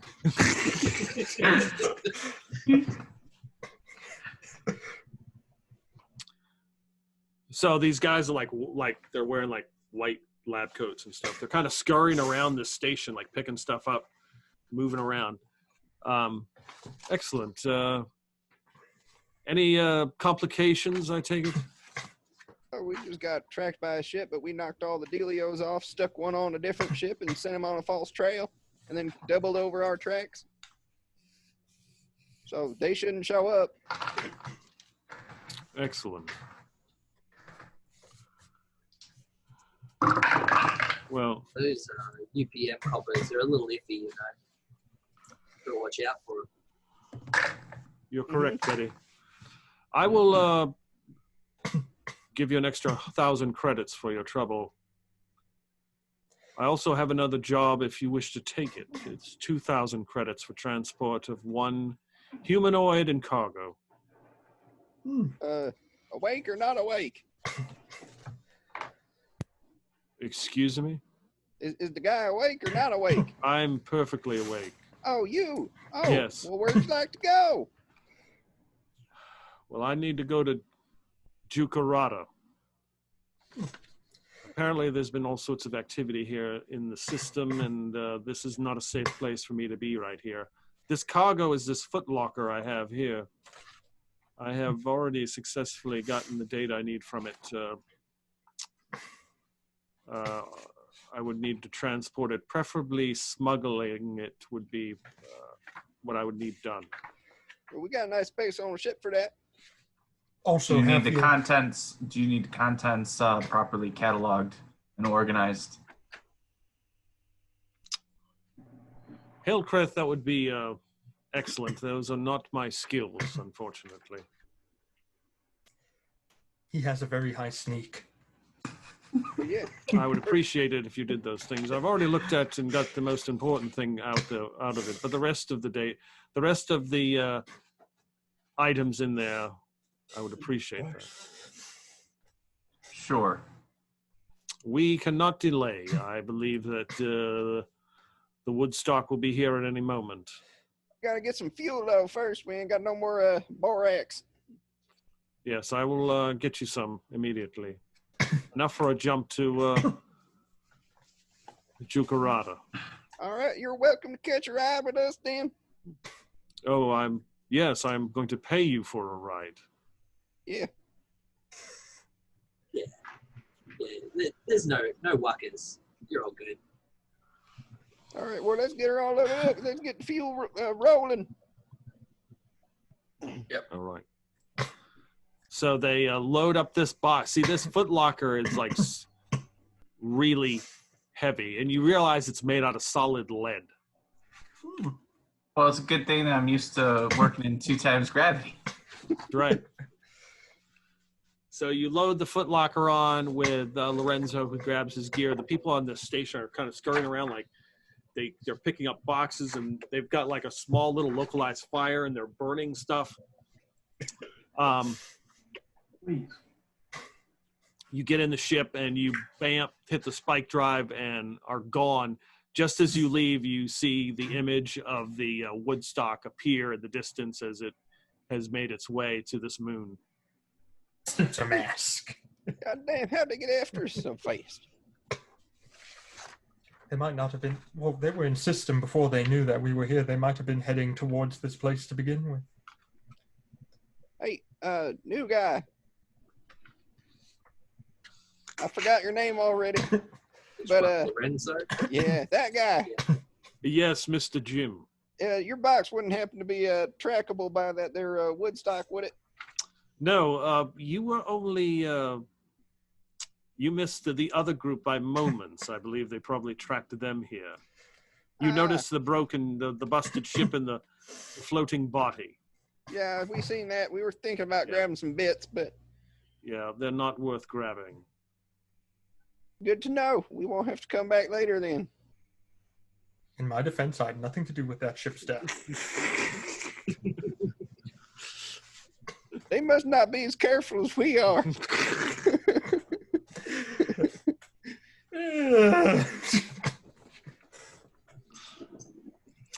So the thing about Jukarata, it is a night world and a police state. However, the way that the planet rotates is that one side is always in sun and another side is always in night.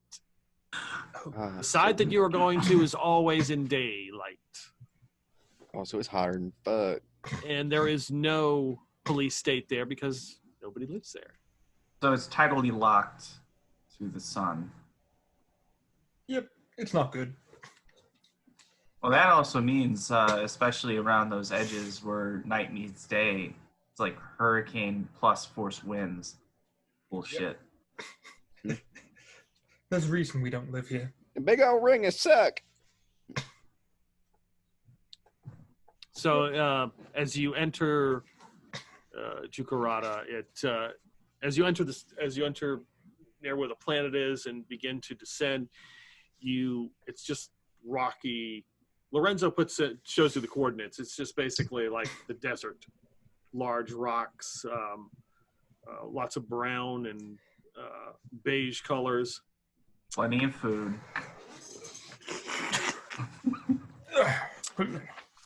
The ship lands kind of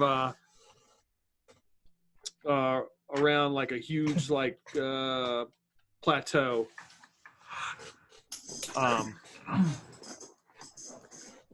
Our contact should be around here somewhere, I believe. So you would have cataloged the stuff in the box, Mike, right? Sorry. So you open the box. The first thing you notice is that it has a Geiger counter in there. It goes off a little bit. The readings aren't very high. So you're not going to get irradiated by it, but it's just for safety precautions. There's clothing. They are all like a shirt and pants, all individually wrapped. There's a pair of glasses in there. Shoes, like people's, is like basically somebody's clothes. Okay. Well, I would make sure that each article was placed in its own place. And obviously I'm going to take my time to maximize, dollar per hour wages. Right. There's also there's some kind of can like bug spray or something and some kind of lighter. Doesn't happen to be car starter fluid in a lighter, does it? Lorenzo, there was one other item that was in there. I kept it on my person. You wouldn't happen to have the ability to photo scan pages of documents, would you? You have a scanner on the ship, right? Scanner, photocopier, and printer, I think, combination. Pretty I sure. mean, we got the ship's locker. That's got all that kind of shit in it. Pretty If sure not, I Halcraft can would have brought one diligent- himself. If not, I can diligently copy it by hand. Well, that would be most appreciative. I feel like I should do a work check. Yes, yes, administer. What? You didn't think it was gonna come up, did you? So this is I'm proficient in. So it's 2d6 plus 1, right? And Plus then is it your plus my modifier. relevant modifier? Yep. Which If you have a relevant modifier. what Peter? What are you saying is a relevant modifier for this nature of work? Oh, you could do administer. That's fine. I mean, No, this is but what modifier? Like what Yeah, attribute or stat? strength, dex, con. Strength. Oh, Very violently. intelligence or wisdom. Then 2d6 plus 2. Da-da-da-da-da. 0. 10. Okay. So yeah, he hands you this journal, and you begin to diligently recreate it the best you can in this person's notes.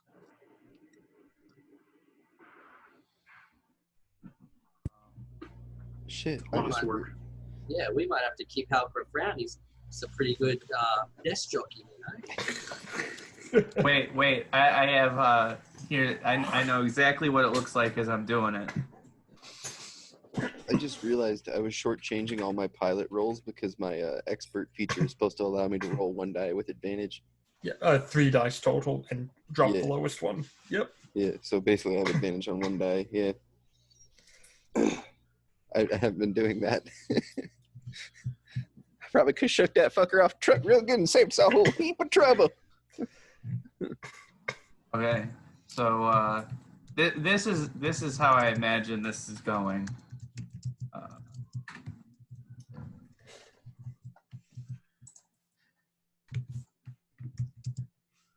Oh, look at you. You're beating off. What is it? You're drawing Will Smith. Well, the dude's drawing like it's a printer. Hell yeah. Yeah.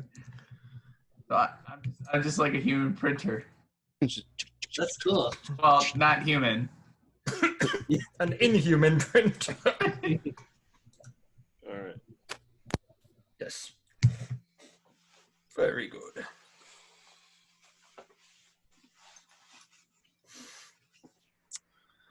All right. So who is going to take the lead box and locker and go meet Lorenzo's contact?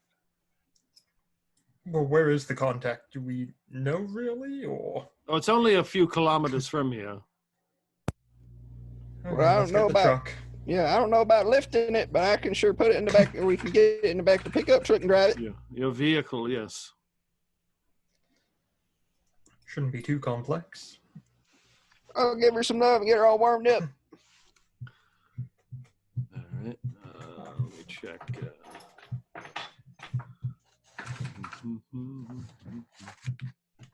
I have to check something because I'm a bit stupid. Also, I was going to pull up this sectors without number thing. Which system were we in? Jukarata. Hey, Jukarata. Hey.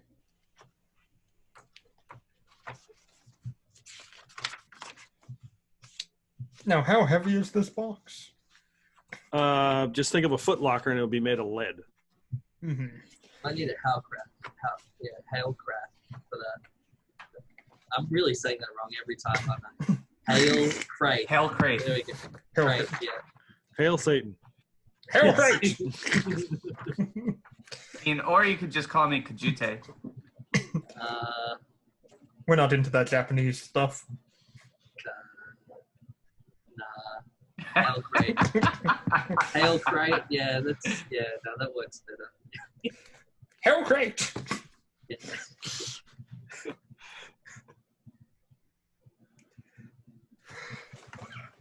Oh, damn. So we're gonna peg So leg. it would be advisable to wear your masks or vac suits on this planet, because the whatever life forms are here are probably, you'd probably be allergic or it would be dangerous. Yeah. Jim's Even also for got health the rate? AC crank. Probably not. Are we all going, or what's the plan? Well, it wouldn't be a bad idea if someone followed us in the shuttle just in case we had problems. Yeah, is it gonna Okay. get a little gnarly, Lorenzo? What do you think?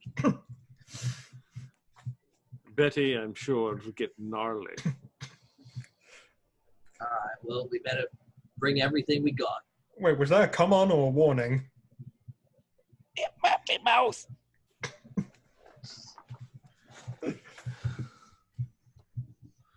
So so how are you guys traveling? You're all getting in the pickup truck or what? Well, we have 2 vehicles, and we have the shuttle and the ship. Yeah, I was thinking we'd park our ship, have Jim would drive the pickup, and someone would drive the shuttle. That way, in Okay, case the we need to shuttle. like haul ass back to the ship, we can drive the truck into the shuttle. Okay. I'd be on the gun in the shuttle if there's a gun on it, and if not, I'd be sitting on top of a rocket launcher. Yeah, there's like a D ring on top and a rope for you. that's all we got for the Okay. shuttle. Yeah. All right. So here we Okay, go. hop on up there, Betty. Just like on Shurits. We'll be right. We just load up the rocket launcher. Got him, cowgirl. So Hailcrath, are you going with them? Yeah.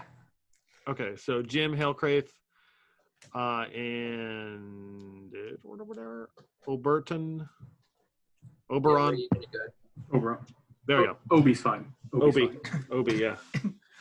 Obi will be in the pickup truck, and Carrie's and Betty will be on the shuttle. Could possibly And go Lorenzo's in the pickup truck too. So Like you're to making imagine- your. Go ahead. On the D-ring, he's just got, extra rockets lying around tied with a string that he can rip off and shove in there. Completely unsecured, just bouncing around. That'll be fine. Yeah. We should see us. So, you can fly all right, Jim, give me a drive. So pilot, so be driving. Give me a drive check. And then Carrie's give me a pilot check. Oh boy.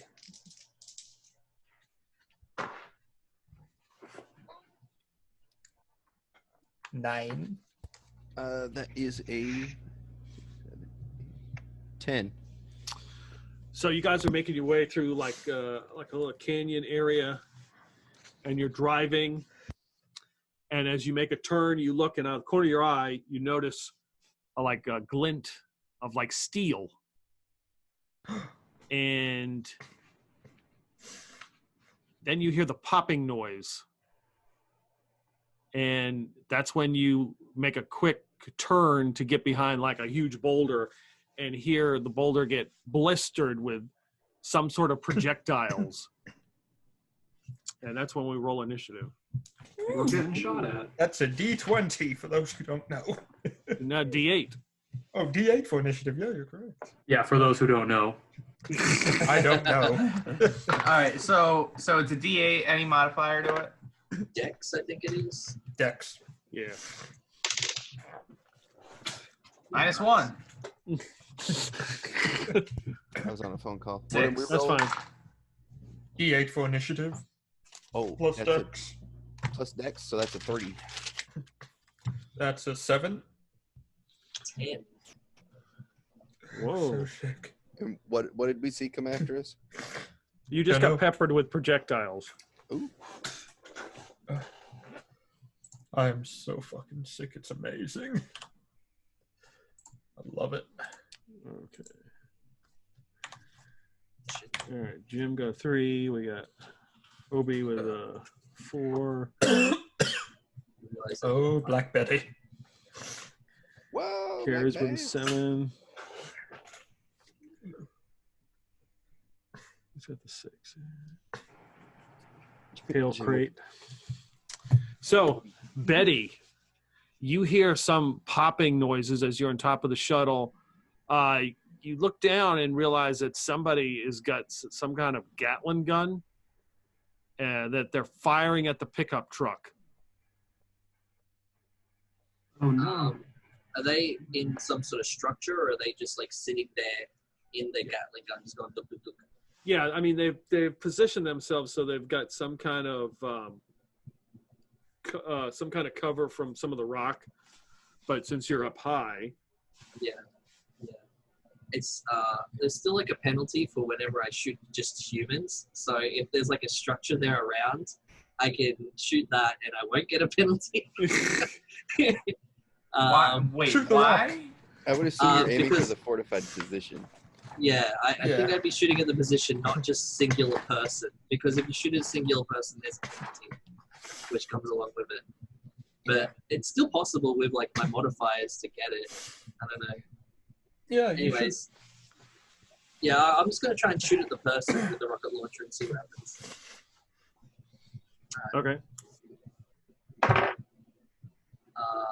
Yeah, that's a 14.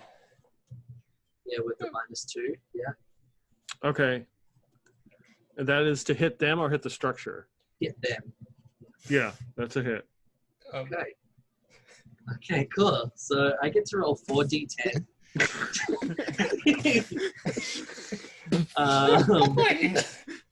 They get a dex save for half. I'm pretty sure as well. I don't think it matters much.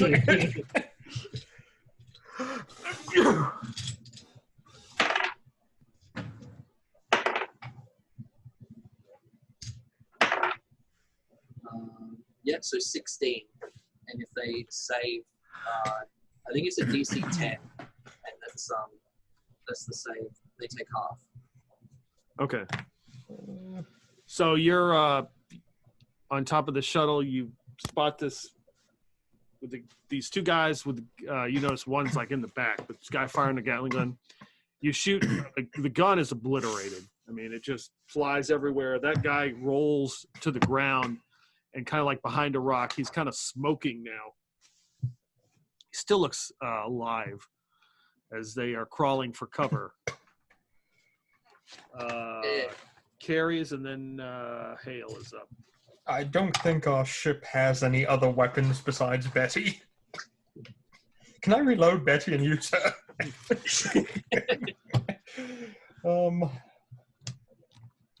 How far away from us are they? Well, if they're trying to take cover and stuff, maybe you can like move in a better position. That's what I'm gonna do. Yeah. Or land on them. Both ugly. Would I be able to land on them? No. I mean, No? it'd be with the rocks and stuff. It would be difficult. I thought so. Okay, I'm just gonna take a new position so they're not behind cover anymore. Okay. That's really all and I don't see any other Gatling guns or anything out there, do I? You can give me a notice roll and take advantage because you're in the ship up above. How do you take advantage in this game? Roll an extra d6 and drop the lowest roll. Okay.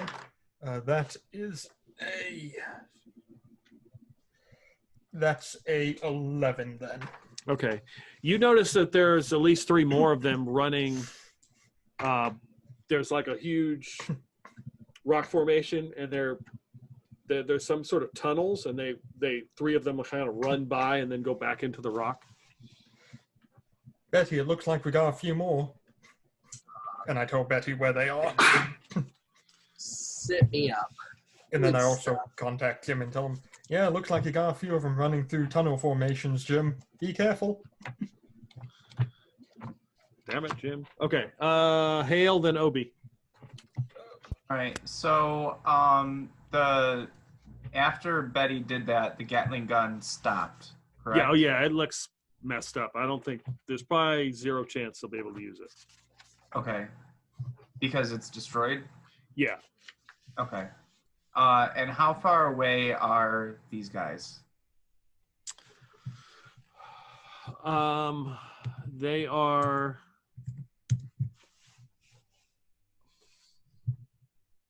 They're using meters, right? They're 20 meters away. Okay. And what's the gravity of this planet like? It is not like your planet. It's fairly normal for everybody else. Okay, so about 1 Earth gravity. Correct. So with my ability to use like that jump, how far could I get? I would say you trying to jump and then land on one of them or something. Well, not land on them, but land close enough to use my negative inertial warhammer. Yeah, you can do that. Yeah, you can jump far enough to get there. That's one hell of a name for a number 2 pencil. Yeah, so it's actually my tool that I use to eat because it pulverizes rock into sand. Oh, okay.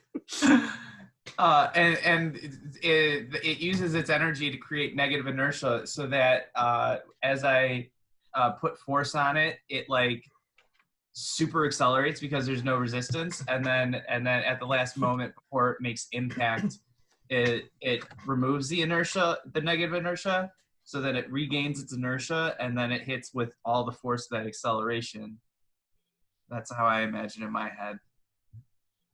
So Gravitonic kind of weapon. Right. All right, so I land next to one. I pull out this hammer. What do I do to attack? It's D20, right? Yep. Okay. You could D20. try swinging it. And then my attack bonus is 0, so I don't add anything to it, right? Your attack bonus. Do you have strength or dex that you use with this weapon? It's strength. And then you add your strength modifier for your chance to hit. But so my attack bonus is my level, right? My warrior level. Your level, so that's plus correct. 1. Yep. And then my strength is -1, so that's 0. So it's a 0, right? Yep. Nothing happens. Yep. Okay. 10.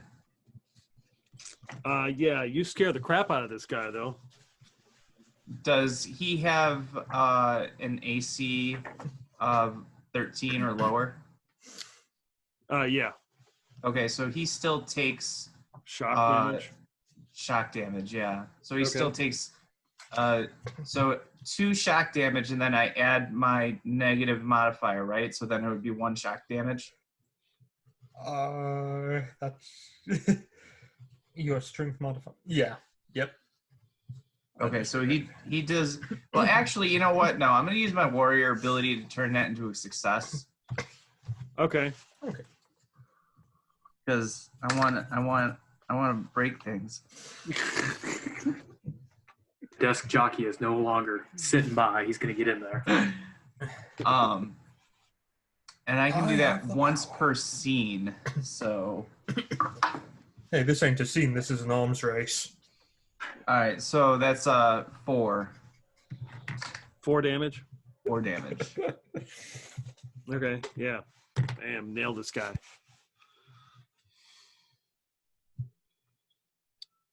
They're wearing like some kind of armor with a helmet. They look to be humanoid.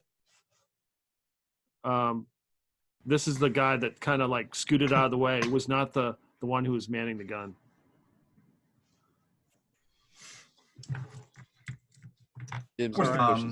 So is this like in D&D where it's like an attack is 1 action, and like how or what? Well, you and your damn questions.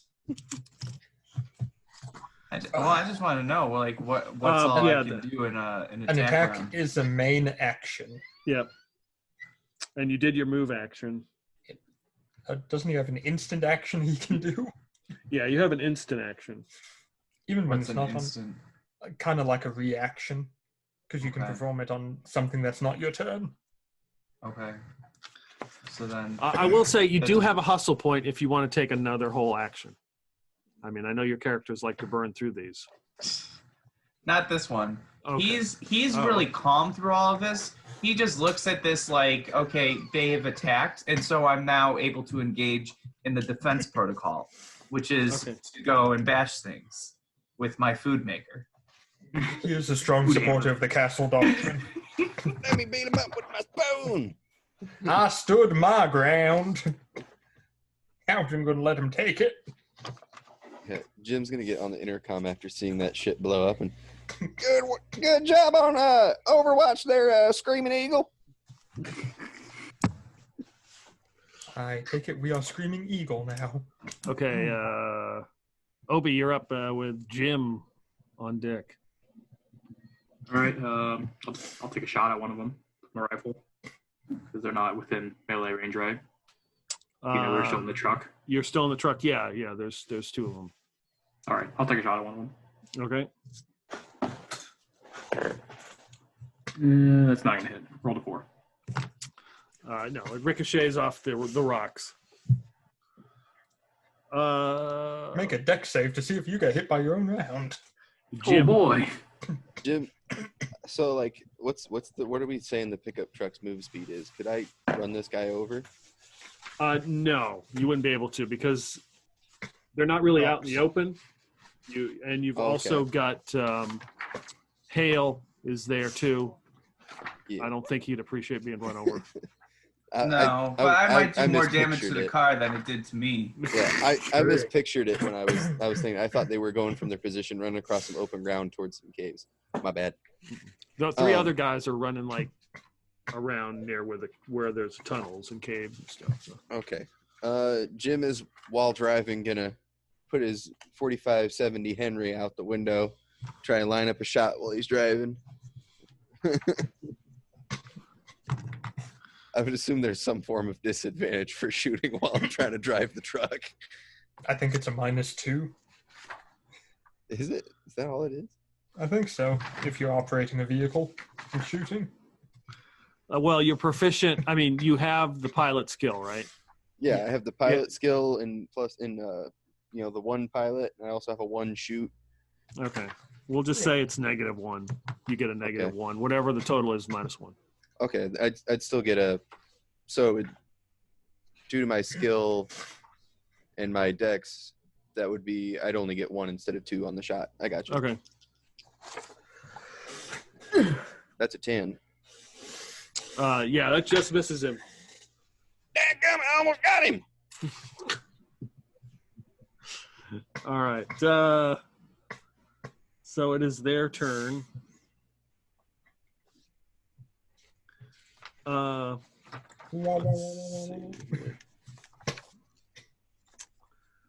the 3 guys who are in the running around the tunnel, they all pop out in the rocks with muskets. Oh shit! They attempt to shoot. They're gonna take 1 shot at Betty. She has a bunch of cover. Yeah, she is on top, so give you a +2 to your AC. What's your AC? It would be 18, man. Oh, so that would be a 17. So it like ricochets off the top of the ship. So that guy's got now. He's reloading. That's, I think, a 2-round thing. The next guy shoots at the craft. 21, I think, will hit. So when we roll damage, and there's some kind of armor on what craft? Your shuttlecraft. I believe anything that's below tech level 4, if it's a small arm, does absolutely nothing to a ship. Oh, okay. It just bounces off, and I look annoyed. Okay. Yeah, it like hits the glass, and just the ball just bounces off, and he just kind of looks. Where's his deck save? The next guy will go after Betty again, and that he fires wildly. They all duck down behind the rocks. Let's see. They might have cover, but rocks don't protect you against rocket launcher. One guy's going to attempt to attack you with a knife. Hale. And that is a 16. All right, I don't know where my armor class is. Well, are you wearing any armor?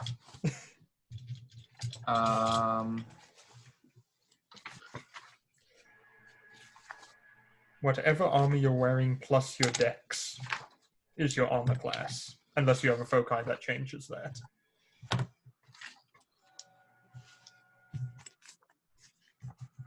Hey.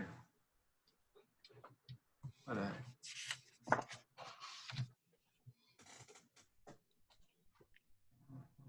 I mean, you are wearing your suit, which is armored or not? I don't, where does it even go on the character sheet? I can't even see it. That's under the where it says armor. You write down the name of the armor, any modifications, and then that AC there is plus your dex. Armor, ready items. That's armor. Okay. Yep. You know what? I don't think I purchased any, so I'm not sure if I have any armor. I still have credits I didn't spend, so I don't know. We'll say I'm not wearing armor right now. So then what is it? 10 plus dex. Yep. Okay, so then that definitely had some. It's a 9. You take 2 damage as he stabs you. Okay. Uh-oh. Who did we lose? Oh no, we lost Brendan. We lost our Aussie. They heard about guns and stuff, and they blocked him from Australia. Shut him down. Shit. Virginia's about to be like that too. 92 Second Amendment sanctuary cities in Virginia. All right. Amazing.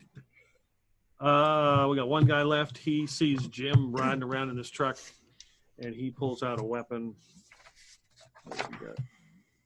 He pulls out his revolver. Oh God! And tries to shoot you, Jim. You get +2 because you're in the truck. Okay. Let me see. He misses. That's like 11. Yeah, my armored vac suit's higher than that. Yeah, he fire and you just hear it impact somewhere on the vehicle. God damn it! You're scratching my paint. All right. Don't worry, Agnes will be all right. And he's like cutting the dash. No, this one is Agnes. Yeah. Betty is Betty's going to be shooting at the biggest group of people who are shooting at her, most likely. Okay. All right, Carries, what are you going to do? I am going.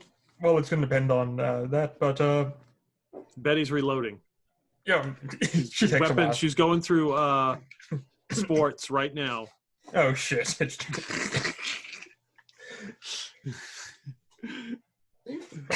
Sure, let's go with that. It's a rifle grenade. Yeah, I'm gonna go up to the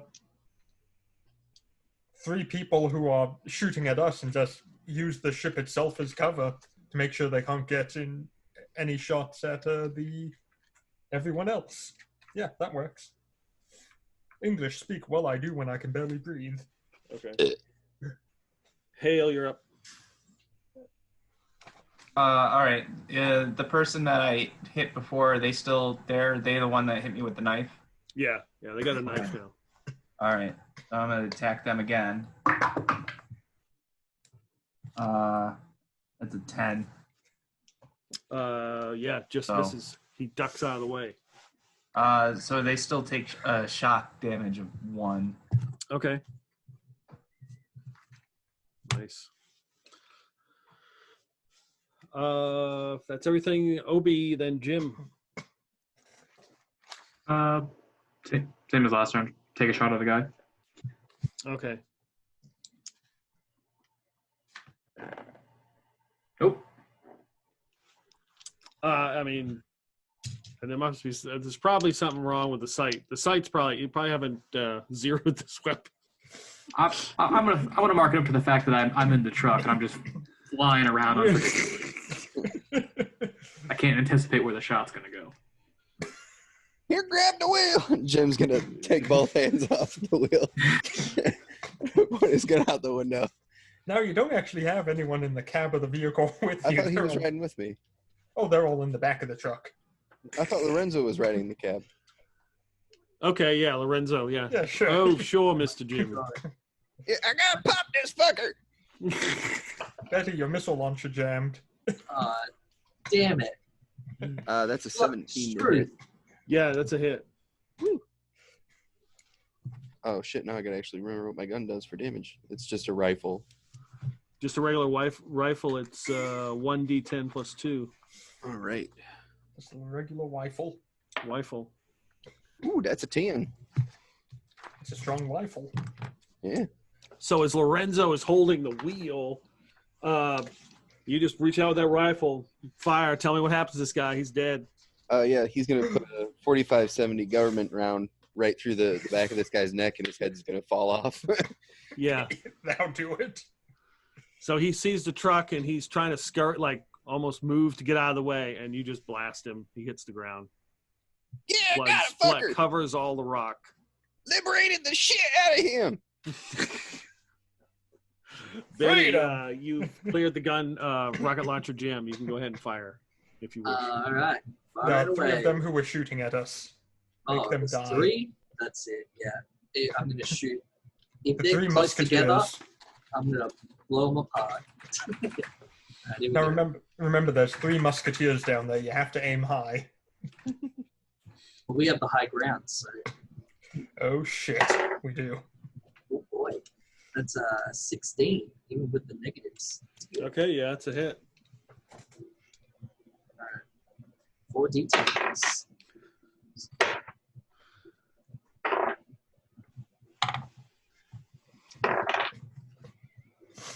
That is a 26. They're fine. Okay.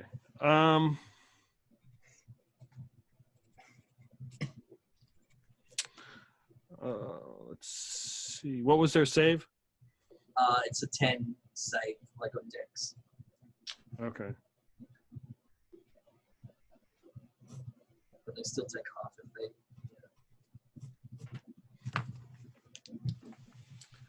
So when you're using the rocket launcher, is it you roll to hit one person and then the other 2 will get X amount of damage?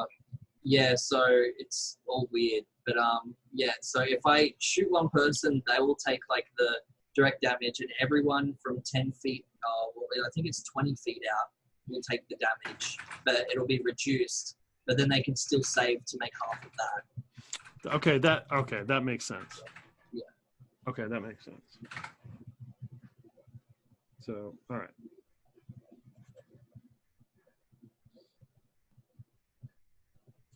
Yeah, so you shoot the rocket right at them. There's a huge explosion. Rocks and shit go flying. One of the guys, his lifeless body collapses and falls like 20 feet, hitting more rocks. And he just kind of like a rag doll rolls to the ground. The other 2 are just gagging and choking. You can see that they're injured. They're bleeding. Not dead, but they are well on their way. Looks like they got a couple more in them, boys. Let's go. Let's see here. Jim went. Our guy with the knife. Oh, there we go. He goes to stab you, Hale, with his knife, and it just right out of his hand, and it's gone. It goes flying. He completely whiffs. That is now quite it's- unfortunate for you. As I raise my hammer. As he raises his hammer, and in the other hand, he brings up a sickle. It's time. Oh, no. Oh, this isn't a one-handed hammer. This is like a war hammer. Oh, okay. It's a big hammer. Yeah. Perfect for food. Right. So, Okay. yeah, those 2 guys that are injured are trying to move. Betty, we're back to top lineup. So Betty, it's you again. Oh, okay.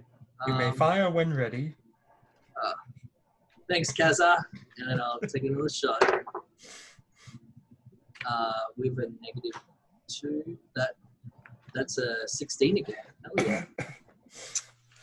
So one person's going to cop it and the rest are going to take off. 7.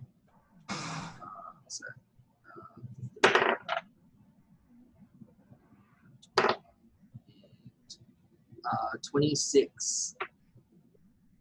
Okay.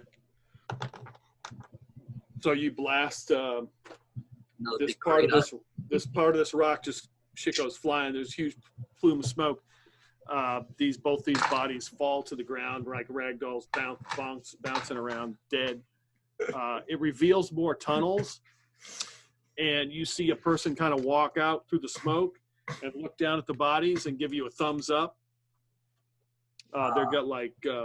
They're wearing a bunch of wraps and stuff and goggles.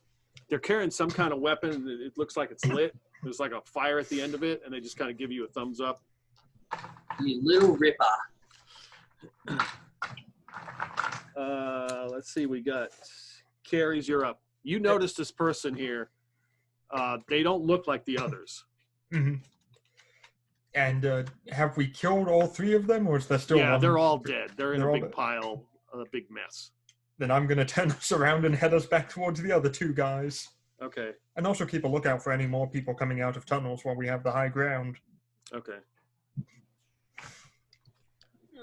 All right. Hale, you're up. All right, I'm going to continue to attack this chick that lost the knife. And I miss badly, but not -1, not a natural 1 badly. But I'm going to use a hustle point to roll it again. All right. Shit, I still miss. You hear this person snicker. Obi, you're up. That was rude. Why would he snicker? Can I see that guy? Can I hear him snicker from the flying through the truck? We'll give you a shot. Yes. Okay. Well, if I heard him, I'm gonna take a shot at that guy because that was just rude. What an asshole! This is gonna be the one that counts. Yeah, that actually would. I rolled an 18. So. Yeah. Oh yeah.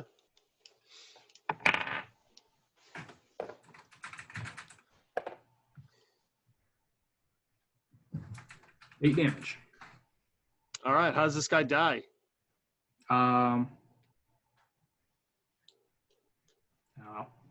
Just shot him in the chest. Just a clean shot because he deserved a clean death for being so rude. He laughs, and then you see Hale. You see him clutch his chest, and then as he falls over, you can see that he was hit from behind.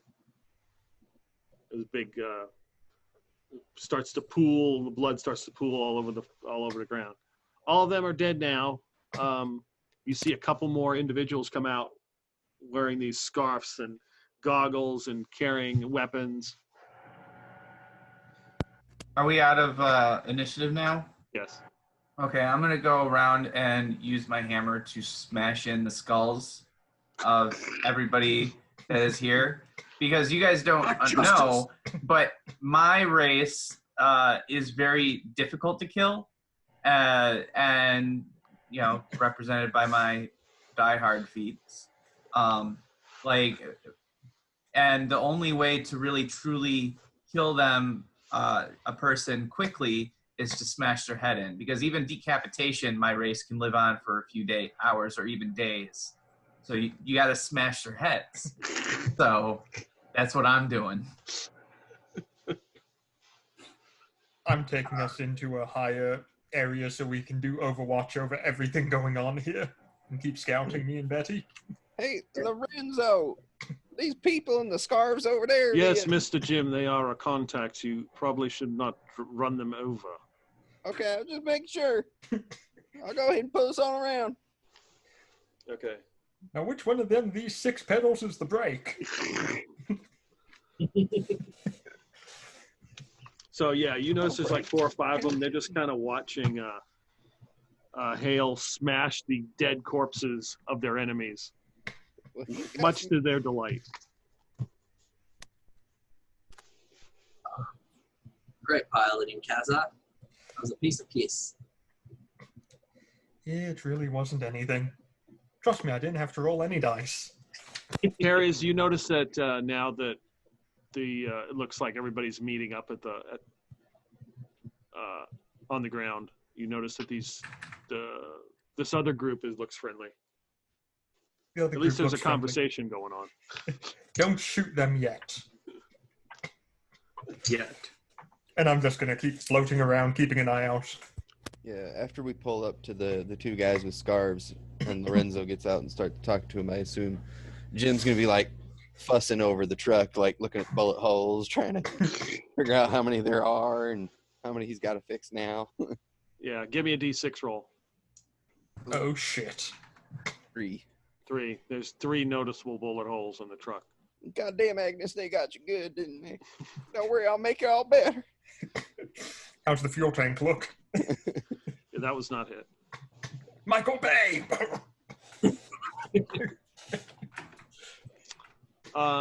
So yeah, Lorenzo seems to be talking to the one that had the flamethrower.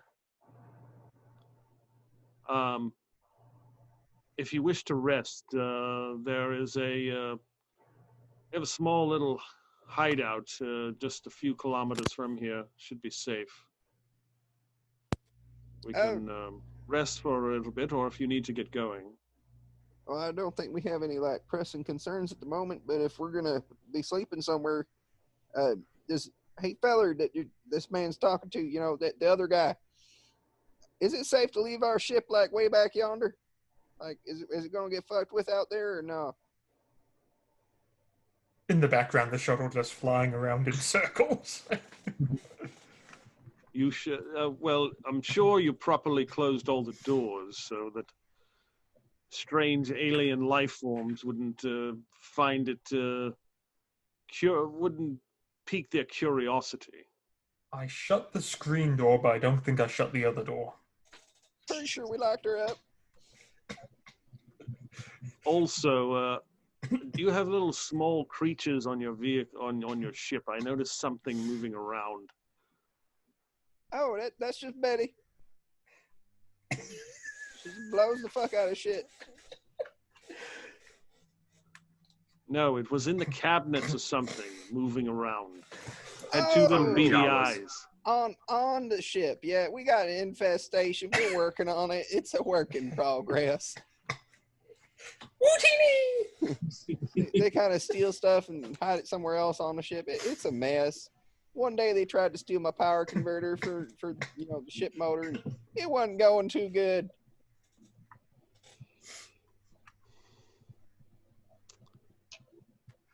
Anyway, Mr. Jim, if you would like to accompany us, we will rest for a bit.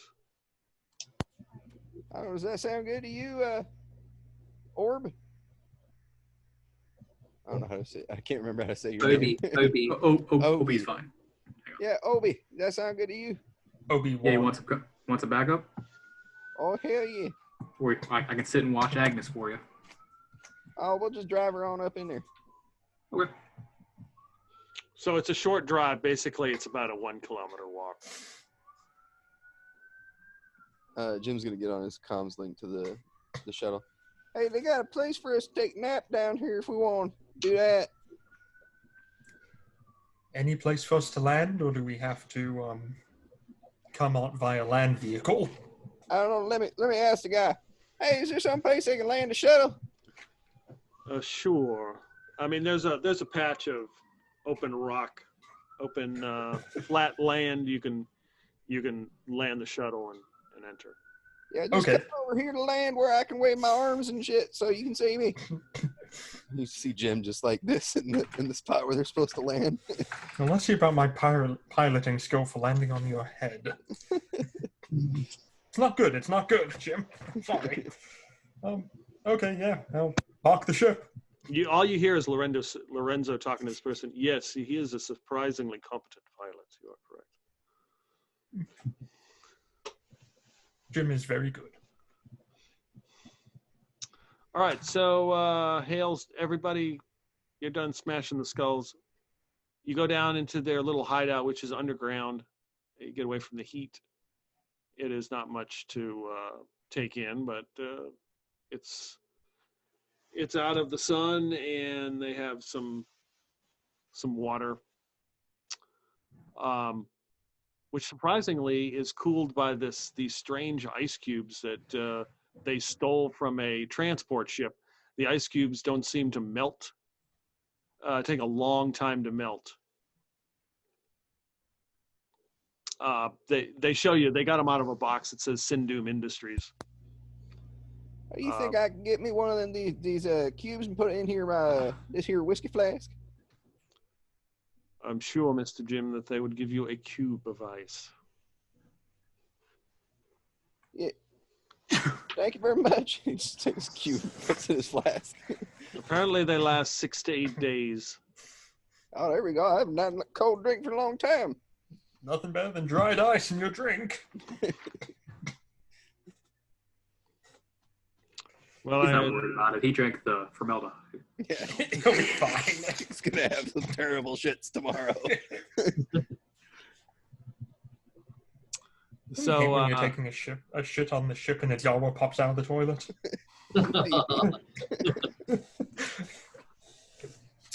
So these, you see that they got various crates like of different stuff that obviously they've stolen or found. They appreciate your assistance. Mr. Jim, do you have any more borax to make your jump back to where you need to go? Well, I believe you gave us just enough to get here. A bit skinny then.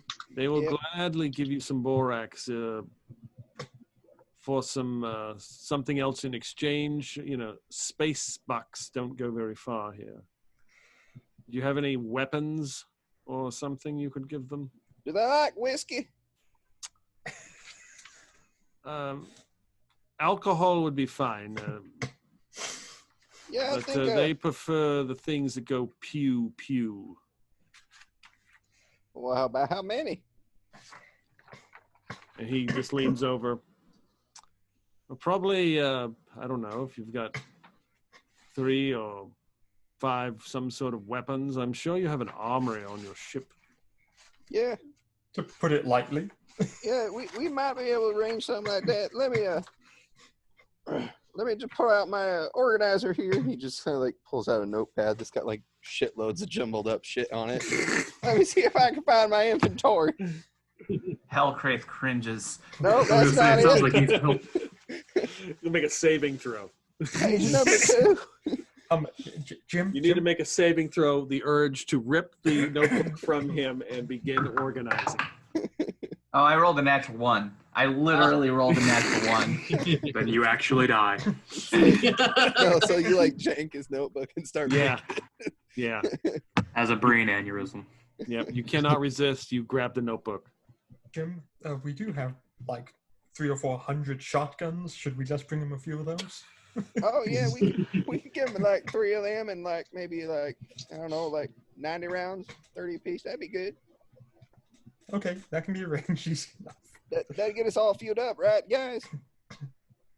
Yes, that would work, Mr. Jim. Well, that'd be a sweet deal. Okay, we will exchange the weapons for borax, enough to get you back to your space station. Back under the skirt. We'll hop back over to the ship in the morning and fly on over here, and we'll do the whole exchange-o deal. Very well.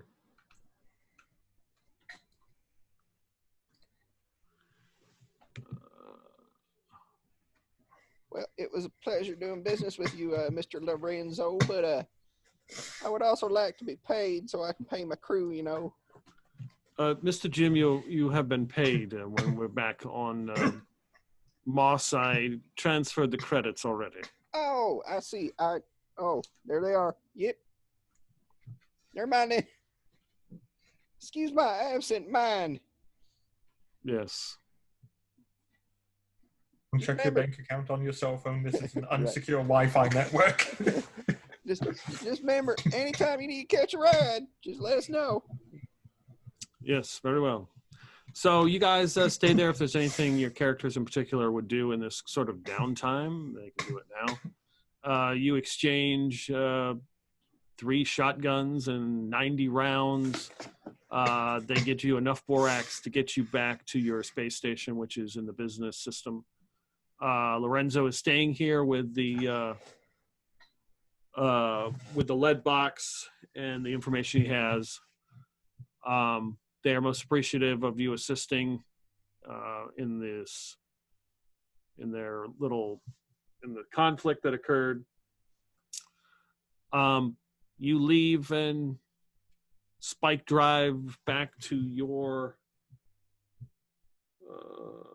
the orbital ruin, which is your home base of the Iron Skirt, arriving back there. You enter. Obviously, there is no centrifugal force gravity because you've not fixed that yet, so you're just kind of floating around. Probably the first thing you would probably want to do would be contact the curator to let her know that you have completed the job. And if there's anything else you want to do, because I can bring up the... let's hope it doesn't delete me or do something weird with my shit. I will bring up the list of jobs and we can figure out what you want to do next.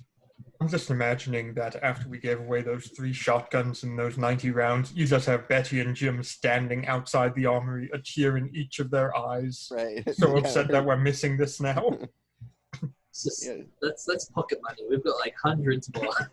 It still helps though. Speaking of which, what is when we're creating your characters, what is our starting equipment, or what does that look like? That would be on page 26, I believe.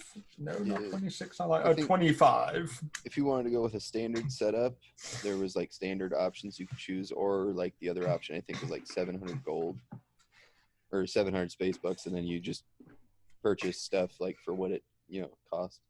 I love the dirty look Peter gave you when you said 700 gold. Yeah. Oh, I didn't even realize I did, but I'm glad.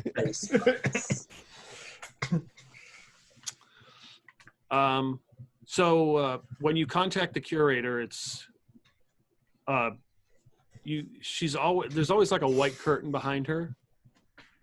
I'm trying to think now what she looks like. She's, what did we say? I think she's like, looks to be maybe in her mid-50s.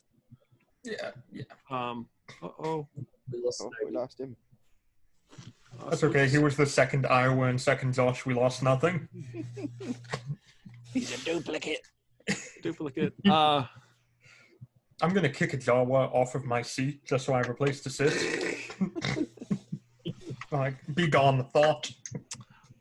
You notice that she's a lot of times anytime you contact her, she always answers.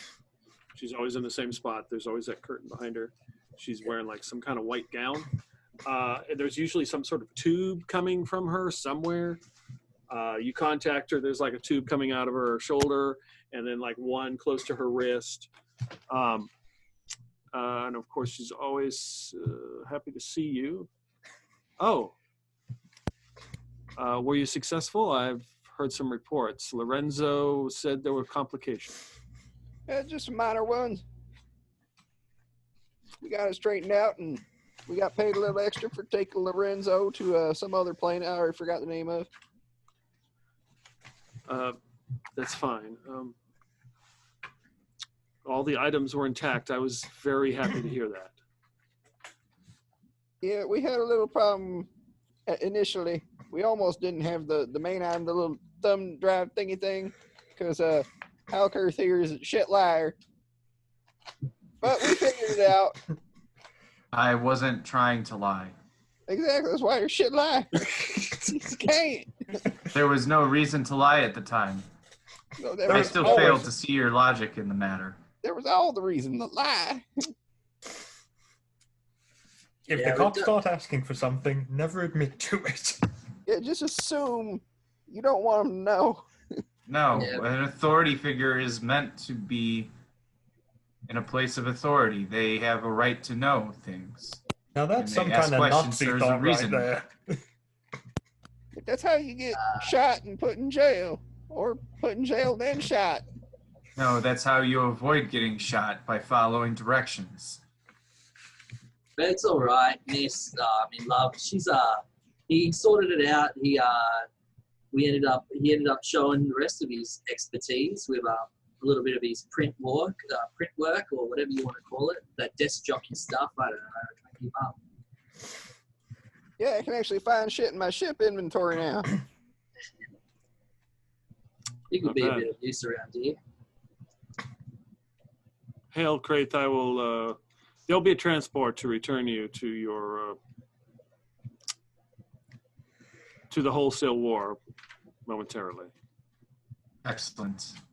I do not know how I can stand the presence of this crew much longer. Oh, you think they're bad?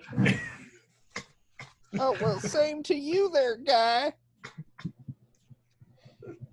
All right, so she shows you the list of jobs on her board again.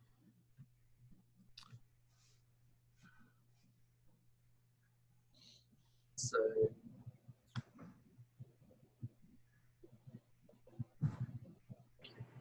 let's not do the last one because fuck the UPM. Fuck them Very coppers. wise. That is very wise of you. That is very wise. Well, UPM stands for United Postal Movement. It's the post office union in this galaxy. I don't think they like us anymore. Why? They don't know who we are. Did anyone give them our names? Other than Jim. Sure, that is a very unique name, though. I mean, as your ship left, you did throw a grenade into their crate, into their pallet of munitions. So they may be a bit upset. Why? I mean, they want 4,500 space bucks just to pick up a body from a moon. That seems really easy and a good amount of money. Mm-hmm. Yeah, but I don't think we got any of those Bodies? crates or whatever to keep the body in. You know, it's just gonna stick up the place. Yeah, but we do have that ice. I got one cube. We got one cube. Rub the cube on the nipple, it'll keep it cold. I'm sure we can find some kind of box here on the station to shut him up in and so it don't stank. Yeah, and there's also the things going on in the gold system as well, which aren't too bad. Find and return items from the National Archives. Yeah. Oh, shit. We don't know, is that are you looking at the 5 rating one, the item unknown SIL? Yes. That does the unknown mean that we don't know where the object is going to be? So basically the curator, this is the information she collects. So like under number 2 where it says sponsor in parentheses, she knows who the sponsor is. It's in parentheses because they have not disclosed it, but she just knows that. Right. The system unknown, she doesn't know what the system is. She will tell you that with the return to National Archives, she will tell you that it's with Sindum Industries. You will have to go to Sindum and you will have to complete an interview and be cleared to go to find this item. Cleared. Now, do we trust Sindum? Well, I don't know. We don't know yet. Yeah, what do we know about Sindhu other than Jaggerfell's screwing? You know that they control this quadrant that you are in. Yeah. They're the regional government. What else would you know? I would probably know quite a bit about Sindum.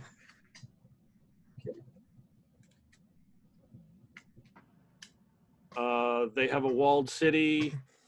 There is a ruling class. They're very class-oriented. Prometheans are the ones who live in the walled city. They're the only ones allowed. The only ones allowed in government.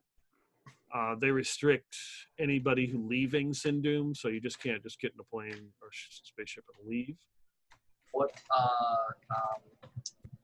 Sindum's relationship with psychics? With psychics? Yeah.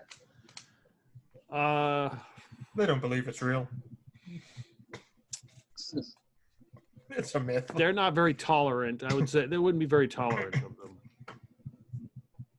They're very discriminatory. And that would be a general rule to go by. So any kind of psionic stuff, you just want to keep to yourself. Yeah. That's why I only teleport in the car.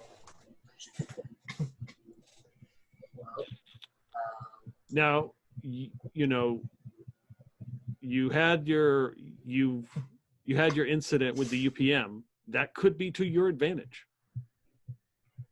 Mm-hmm. Because if they know that you are not friends of the UPM, they might look kindly on that. Okay. Yeah. All right, I'm good for that. Yeah. And it pays Unknown. quite well. Yeah, it's a good chunk. So We could also try to free a prisoner from a moon base. we'd have to That's go the real loud for that. Yeah. Which is your favorite type of loud. And we have to It's retrieve true. a body from the same system anyway. This is true. 2 birds with 1 stone. Be bringing a little bit of heat on us, don't you think? Yeah, but it's with the AIA, assholes in action. We don't care about them. She will tell you that is the Pious Independence Alliance. Sindum considers them terrorists. See, it would put us in even better standing with Sindum if we do that. Maybe the opposite. I mean, the opposite. Yeah, Yeah. us standing. And can't what speak are their relationship with the UPM? The AIA. IAI. Yeah.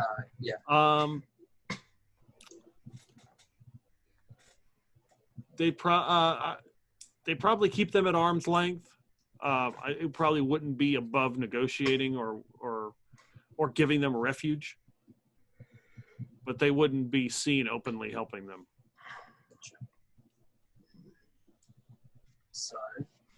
So we hope Sindum or we hope domestic terrorists. Because Sindum had a war with the Pious. Yeah. The war ended. Sindum basically has taken over their, no, I wouldn't say taken over, but heavily influenced their Pious and their government. Does anyone have a relationship with them in our party? With any of these groups? Not a particularly good relationship with Sindum, but that's more indirectly. You'd also know that the Church of the Eighth Divinity is associated with the Aikmanites. Oh yeah, they'd be chill. Doesn't pay great though. Yeah, I saw on the little at the bottom of the barrel there. Yeah. And a very difficult bottom of the barrel too. Yeah. What's the BHAC relation? That is Sindum. They consider them some sort of spy network. They don't like them. Well, it seems like if we work for the people who aren't particularly friendly with Sindum, we make a lot more money. This is true. So, 4,500 to pick up a corpse is pretty cheap. yeah, 4,500 to pick up a corpse, or 7,500 to blow up a moon base to pieces. And free a prisoner, yeah. I think we have to worry about the prisoner first before we blow it up completely. Nah. I like That'll how be right. I like how you're reading between the lines. There you go. Blow up the moon base. We might have to contact them and ask them, what if we just blow up the moon base and not free the prisoner? That Is kind of half stops us pay? from freeing them prisoners. Yeah, but is that half pay because we got rid of the prison base? Yeah, I still don't think it's in our best interest to blow up the moon base just yet. Yeah, okay, yeah, we really need some cash behind us before we do that. So, And pick if up we a save body. them, we get cash. To pick up a Yeah. body for the BHAC, that's the one we're looking at, yeah. Yeah. And was there another one in the area? No, there wasn't. Okay. No. But So once we leave- the only thing I'll say with the picking up the body is you need to look where that is. So look where that system is. Murmuration. Oh yeah. Murmuration. Gotcha. So quick squeeze. There we go. Murmuration. That might be beyond our spike drive's ability. Okay. I can't tell. I'm missing things. Well, there's the data. There's a data pickup which isn't very far from us, like in business. A Vanguard Nebula. It's for $1,000. So. Yeah, that is money. Yeah.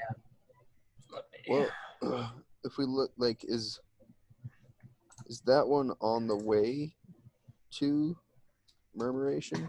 Maybe we Well, can pick up Murmuration is all the way at the bottom. Our spike drive can't even take us there. That's what I'm saying. Maybe we can hop, skip, and jump our way down there, picking up. Like if there's any other jobs on the way. I don't think we can because there's no, hypothetically we could, but we'd have to refuel 1, 2, 3. No, we couldn't. We couldn't make it because there's an area that's more than 2 spike jumps away. We need a better spike drive. Okay. So Well, that one's I out. do that one.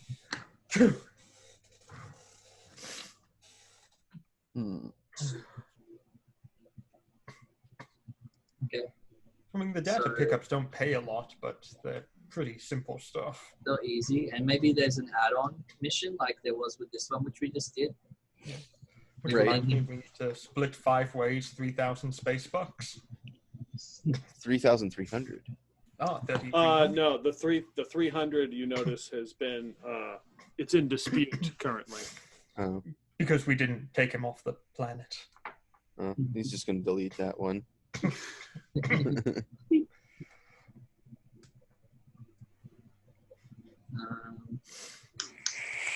Okay, yeah, I'm keen for the data pickup. Otherwise, if there's something which is close, like a big level 5 thing, but I think everything's too far away for us at the moment. Yeah. Now, where's the Vanguard Nebula? They are shipping. They build the ships. They build the ships, so Those they're are good connected to people to get in business. with. Yeah, they would be. Yeah, and you guys are in. Yeah, so it's Business. right in your system. So Yeah. Yeah. You see that So one? if we have to get fuel anyway. Yeah. Yeah. Petty station nearby. Yeah, it'd be good to get in good with the Vanguard Nebula. And Get I mean, if we ourselves don't- some ship upgrades for a little cheaper. if we're able to get some pre-tech from the planet down here as well, having them on standby to trade pre-tech with would be very good. That's true. Thank you. Speaking of which, do we know if we have any leads on any pre-tech on the planet just below us here? We're gonna have to spend some time here, Jim. yeah, you probably have to go down to the surface. Oh yeah, let's do it. That's where the money is, trading. Well, thanks, curator. Looks like we're going to be doing that one. Which one? The The one for the business- Vanguard. Yeah, the one for the Vanguard. These things really need titles, like Operation Unexpected Mistakes and stuff like that. Oh, I know what I can do. If I use the power of the internet, Does this data sheet look up to scratch, Hal Grace? Operation Cake Icing, Operation Mincemeat, Operation Parable, Operation Hippopotamus. I typed in military operation name generator. God. I mean, I could add a. If you want me to, I can add a. I think it would make it a lot easier to say what we're Okay. doing as opposed to the Vanguard Nebula one. Okay, Yeah, I'll do one. that. All right. Yeah. What do you fantasy want to name. call? What do you want to call this one? I'll let you name it. Operation. let's see, what's Backdoor it- in the boogie. One does not simply backdoor the boogie. And Hellcraft is like, there could also be a couple of macros, perhaps some color shading to indicate color level of danger. Or danger, Will Robinson, danger.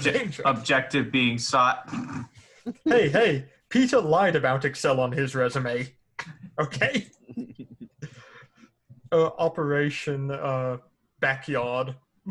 Backyard, yeah. Because it's here in our backyard. That works. All right. You got a boogie there. Backyard boogie. Operation Wiggle Worm.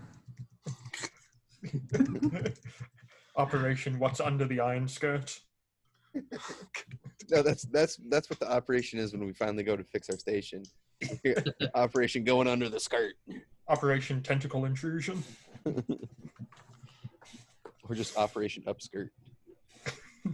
So you finish with talking to her, and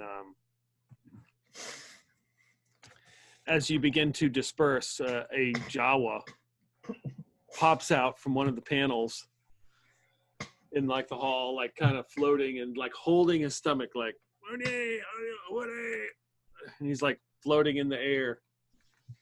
What did you eat? What'd you get into? Goddamn, you better not be touching my corn whiskey. Open his mouth, see what's inside if he spits it out. Oh no. I'm not sure if I shut the workshop door. That's So he begins, he's like rolling around. And he as he's spinning, he's like, Woody. And then you see his stomach, like his whole stomach and chest like explode. As everything just kind of floats away. You see a head pop out of a xenomorph and look around. Its body, though, looks very strange, like almost like a finger, and you start to smell pickles. And we will stop right there. Oh no, you don't dare! Oh, he was about to blast it with a shotgun. Whack a pick. I hate when the Jawas do that. Damn Jawas.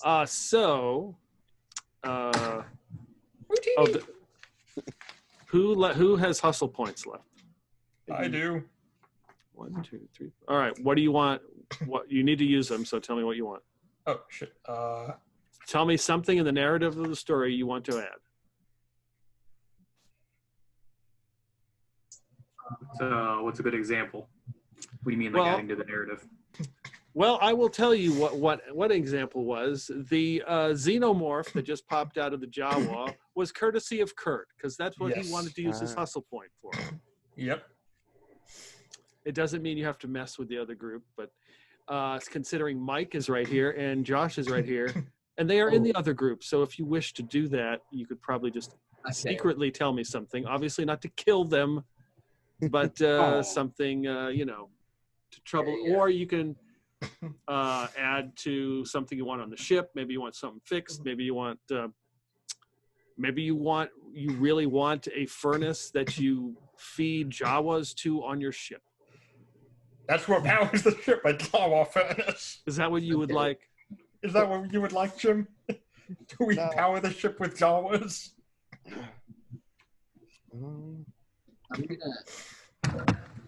I'm gonna use mine to so when we were I'm not sure if they're around us, but if they get like can I like put like one of those trackers which we threw off, we put onto their ship if they're near us, or are they too far away?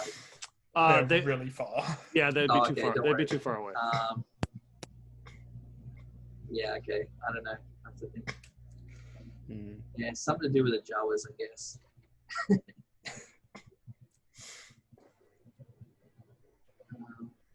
I'm going to start training the Jawas so they can help fix the ship.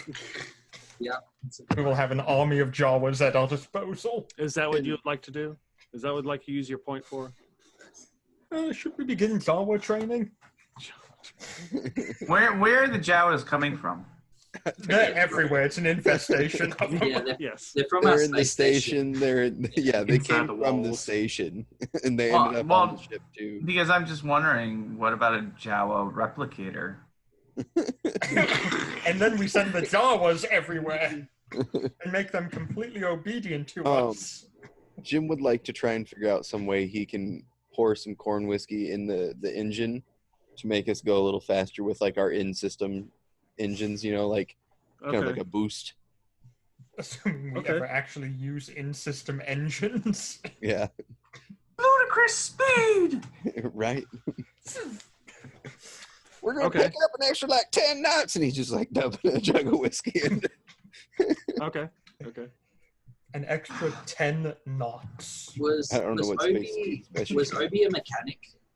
Are you a mechanic, Obi? Yeah. Okay. Yeah. Well, I would use my hustle point to harass you into upgrading one of my rocket launchers to have four rockets on it. You know, so I can shoot 4. A quad launcher. Yeah, quad launcher. Yeah. Because like I realized that I was meant to be using one of my actions to be reloading the rocket launcher, and I hadn't been. So it's all right. It's got a magazine now. Now I got a magazine on my rocket launcher. That makes sense. And at some point, we do need to find some pre-tech and get that bitch upgraded to manufacturing its own rounds. The infinite ammunition thing on the rocket launcher. Yes. Launch the Jawas. Jawa launcher. Ooh, we can invest in that later. I would use I mean, if they're sprouting pickled xenomorph goblin fingers. No, that's normal for them. We're used to it at this point. Okay. The thing about the Jawas is me and Peter were discussing this, and if we made a Jawa launcher, we'd have to make the damage 4d20, and it's an area of effect, and it's just too powerful, the Jawa launcher. Yeah, that's what okay, fair enough. That might be if you take the Foci unique gift, then you can get the Jawa launcher. Right. Yeah. That makes sense. I was pretty fucking useless. So yeah, and if you roll a critical with the Jawas, oh fuck, Disney has a chance to ruin your childhood. So. Disney has a chance to make another one of these new movies. Okay. Peter, I would like to use mine to start working on something, but I'll contact you out of game. Okay. So yeah, you don't have to do it this minute, but something to think about. That's something I think I'm going to try, like with the action points, because if you end up in the game without them, that's how we'll use it. Just you got to tell me something in the narrative that you want to use it for. Cool. Yeah, it's something that's a cool thing. We have a lot of things on the ship that's broken right now. We have a lot of things on the ship, like no gravity at the moment. So, yeah, the station itself is very broken. Our ship is also, like, salvage, is a good way to put it. It was a salvaged ship. It's essentially like 3 other ships just kind of welded together and crammed together, into something functional. Actually got a picture of it. I got bored and drew it all out. I don't know if you guys can see that. But you can see all these little plates and stuff. They're just like riveted on there. Well, jobs. You can patch that here, patch that there. Yeah, there's our quad 88. We're using a German 88mm gun. Yeah, we got a quad barrel autoloading German 88 anti-air gun. I gotta see why I wrote the stats for that down. My hard drive died. I emailed them out to everyone though. Yeah, I got it. But yeah, that's our ship. And like the quad 88, there's no like operating it from the inside of the ship. We don't have a terminal for that. So you go out that little outside. Hatch. Yeah, you go out that hatch right there and climb onto the 88. So how did everybody feel about the mechanics and stuff like that? I don't think it's pretty really good. It's different. It's cool though. Yeah. Yeah, it's nice not having to use only a D20 basically. You know, like you still use a D20 for attack rolls, but like all your other stuff is D6 based. I kind of like that. Still a lot of curves to go with. Oh yeah, for sure. But yeah, all the different skills are pretty interesting. Like, it's good. Yeah. Mm-hmm. Invent how this skill works. Now, question: if we go to like make something later, like do upgrades and stuff, can me and Obi combine our skill on that? Sure. I mean, why not? I mean, we can make some good shit. Oh, you can already make some good shit. I if know. You look. Also, when we were doing like the air sort of rocket launcher combination, is there any way for like because Karis wasn't able to do much, is there any way to like make them do something, like maybe give advantage on shots, or I don't know, like yeah, I probably should have done like the cover thing was cool, like that was useful. Yeah, maybe like a piloting role just to make sure she keeps the ship stable, or just moving it in a direction that you have advantage, maybe, or something. I imagine at some point we'll find some like a stationary weapon or something that we can fabricate onto the bottom of the ship. Let's put a Gatling gun on the bottom. Put a couple of shotguns on the bottom of it. There you go, just a big old flying shotgun. I like it. Yeah. I have to get within 50 meters of them, but then I fire a huge scatter gun at them. Right. Like a frag cannon. Like no, it's they actually had them. They used them for hunting ducks. Oh yeah, massive really shotguns. Yeah, like you lay them on a boat, and then you line up your boat with like a flock of ducks, and just woo, annihilate a flock of ducks. They're actually banned. Little autoloader on it that feeds into it, and then there's like a foot thing I step on to fire it or some shit. Right. We did next to a string. Yeah, we didn't get to do space combat. You guys successfully navigated any space encounters I had, so it was pretty interesting how closely related the other game was. I mean, like you guys, yes, I got to see my handiwork. You guys got to weave in and out. It was pretty funny. It was pretty funny. I was trying not to laugh because because basically they ended up they started at Cheb Life Station. Yeah. So when you decided to do that jump, and that's where you ended up, so I was like, okay. And then when you showed up at that moon, they had just left, and that's what had happened. They fought. They destroyed the two smart car. Well, they destroyed one and got one smart car that they used with a tractor beam and killed that one guy. So basically, when that big ship showed up, it was looking for them. It wasn't looking for you guys. Yeah, we're looking for what Kurt did. Yeah, I'm blaming Kurt for everything because Kurt did everything. Kurt one was like killing everybody. Yeah. He's like, why am I gonna float up there? I know it's zero gravity. Why don't I float up there? I'm just gonna shoot him. They brought the heat down on everyone. God dang. I didn't do anything. That was all Kurt. Yeah, this game was kind of confusing for me. Yeah, the rat people in the diner were the ones who went to the moon and ended up getting killed. After I tried to be so diplomatic to stop Rizzo from being killed, then Kurt just murders him. Murder Hobo Kurt in the other game, huh? I like the redneck diplomacy. It's pretty great. Take some shotguns. So is everybody good for the next session, which will be January 2nd, right? Yes. Is it that long? Yeah, it's after the new year. Oh. Yeah, I'm good. When's the next session for the Sunday game? 29. Okay, so not this Sunday, but next Sunday. Mm-hmm. Yeah. Yeah. All right. And then I'll have some stuff to do with the faction turn, since now stuff has happened. Yeah. My buddy Defiant should be able to be in for that next game. Yeah, he contacted me. Did he kind of give you an idea of how we kind of thought of a funny idea of how we get a hold of him? Is he's actually so he's playing essentially Master Chief, is like how he's trying to build his character from Halo. And we thought it would be kind of funny if we found him in a cryopod that was like tucked away in our smuggler's hold from like before the three ships that were combined to make our ship were combined. Before the Scream. So like someone pulled a a chunk of floating wreckage out of space, and it had him still in it, and they didn't notice. Okay. That's cool. So we're gonna, like, when he comes in, we'll be like doing some maintenance or something in the smuggler's hold and find the cryopod.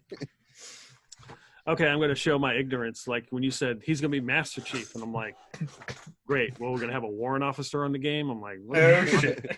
Nah, he's the main character from the Halo games. Yeah, so I had no idea. I was like, I don't know what Yeah. the hell that is. You're going to have a warrant officer in the game. His hat will be there, but you'll never find him. Nope. Not gonna do it, and he's not gonna do a damn thing.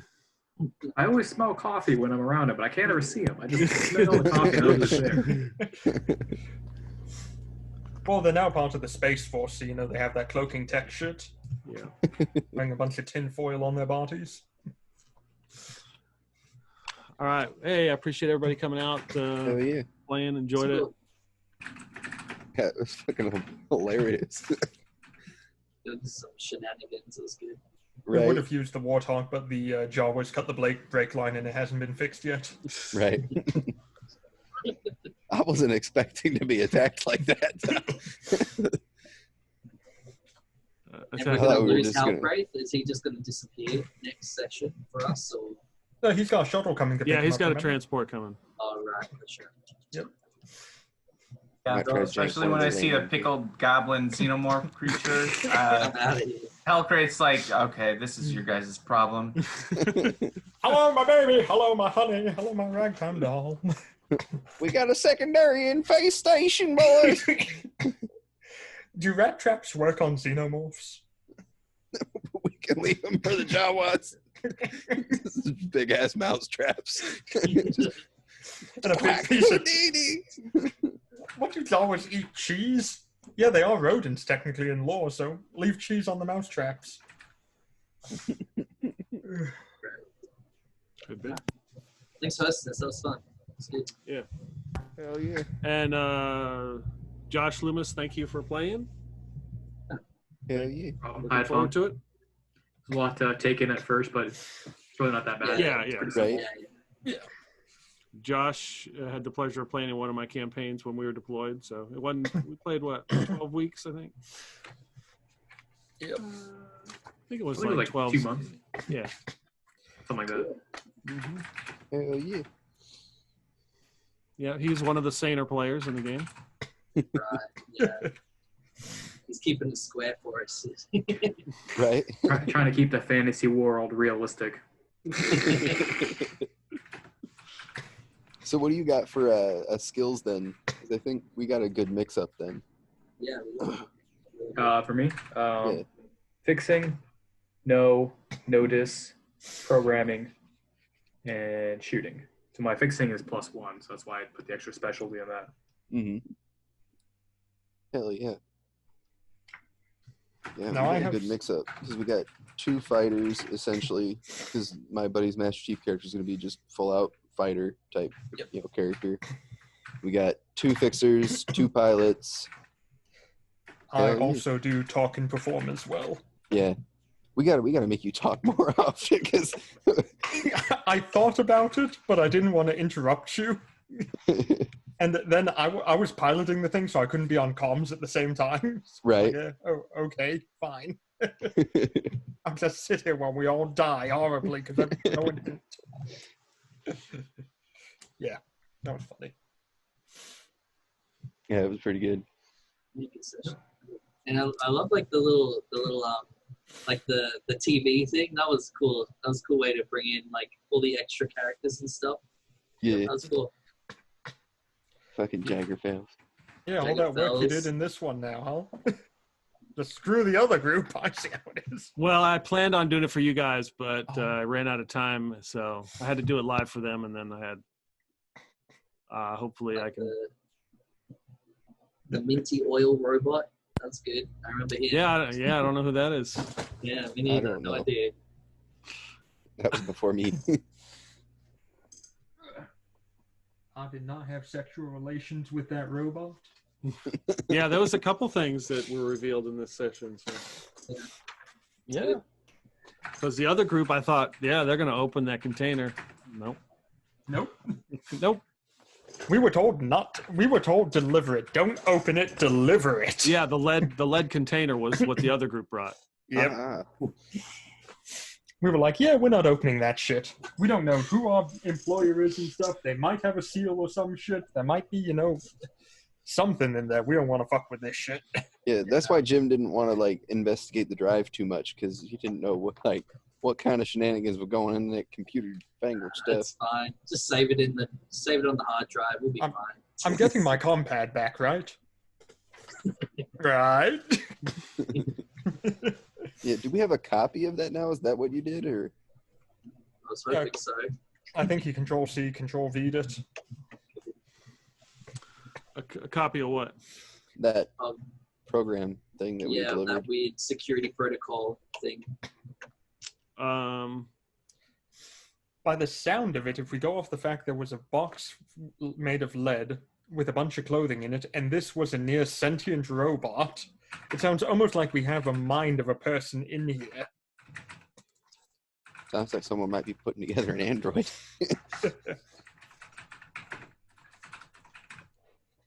I don't know. It depends. It depends on what Mike did with it. I guess, Mike, did you upload it into the ship's computer, or? It was on my compad. Yeah, whatever I was using it to look at, I saved it. I saved my work. Okay. Yeah, we're trying to avoid putting the sentient thing onto the ship's computer. Okay. Right. Just have it on like a little iPad or whatever. I'm going to put it onto an external hard drive and leave that there. There's also a possibility that Hellcraith, if not stopped, would just walk off with whatever terminal that he was working on. I had a feeling he would, so before you leave, she's going to get back from you. They didn't say they wanted it back, so I'm just going to take it. No, come back. I know how in Hellcraith's mind, it was assigned to him. So I don't remember you signing any receipts. It's his equipment. Someone didn't sign a receipt. Right, where's the order form for that? Yep. It's got to be somewhere in this mess of paperwork and just like dumps out a folder. Yeah, and I mean, we also have to resupply ourselves on shotguns and shotgun rounds now. Yeah, we can't be missing those 3 and those 90 rounds out of our like $200 worth of, or 200,000 space bucks worth of gear in our armory. Oh yeah, by the way, if you need any weapons or ammo, that the armory has $200,000 worth of it in there. And just to note, none of it's secure. It's just floating around in there. You just open the door and it's like cases of bullets floating around, rockets. Rocket shit. Don't open the door all the way. Just kind of like slide in there. Yeah, you just squeeze in, get what you need, and get out. I just look through the window and teleport in. Like, yeah, I ain't fucking with that shit. Maybe that'll be one of the first things I try to fix then is the gravity. Oh yeah, whenever the Jawas get in there, that's not fun. Because Betty always tries to use the rocket launcher. Yeah, now knowing that there's no gravity, it's kind of humorous imagining all these Jawas just not even like running around. They're just floating through the air, swimming after each other. Well, there's a reason we no longer have any fire extinguishers on the station. That's what they use to float around. You see a Jawa just... I'd also like to state that all of the Roombas on the station that we have, I put knives on all of them. I've taped knives, so that's what I'm using to fight the Jawas is our Roombas. We have like 50 stabbies against thousands of Jawas. I'm picturing sometimes when like we use our spike drive, like there's a Jawa just clinging to the outside of the ship and the ship teleports away and the Jawa's just floating there in space. He'll go there until a different ship hits him and then he'll infestate them and start repopulating. Yeah. Jawas are asexual. They can just reproduce. You're driving down the road. Bad we couldn't sneak a few Jawas on their ship. on the other team's ship. Houdini! Well, the fact is, you're driving around and suddenly out of the air conditioner pops a Jawa in your truck. Right. Oh, if their ship was like parked nearby, at some point we should totally like offload 5 Jawas into it. Oh, yeah. Just begin the infestation. If we're getting xenomorphs, they're getting Jawas. Right. Oh, too funny. Yep. That's also partially why the ship's falling apart, is the Jawas keep taking everything apart. Yeah, like frequently I plan for like routine space travel is like at some point during our jumps and whatnot, Jim will have to like haul ass across the ship to go fix something the Jawas fucked with. Hence why Start we need patching 2 with the pilots. Yep. I mean, we've got a massive Jawa problem. Yeah, they're bad. Oh, new hole in the ship. Just plug it with the Jawa. Right. Yeah. Pull out the chewing gum and stick the Jawa in it. Yep. Oh, I can't wait to use my other one-liner for like when we're preparing for a fight. I'm here to chew ass and kick gum. I'm all out of gum.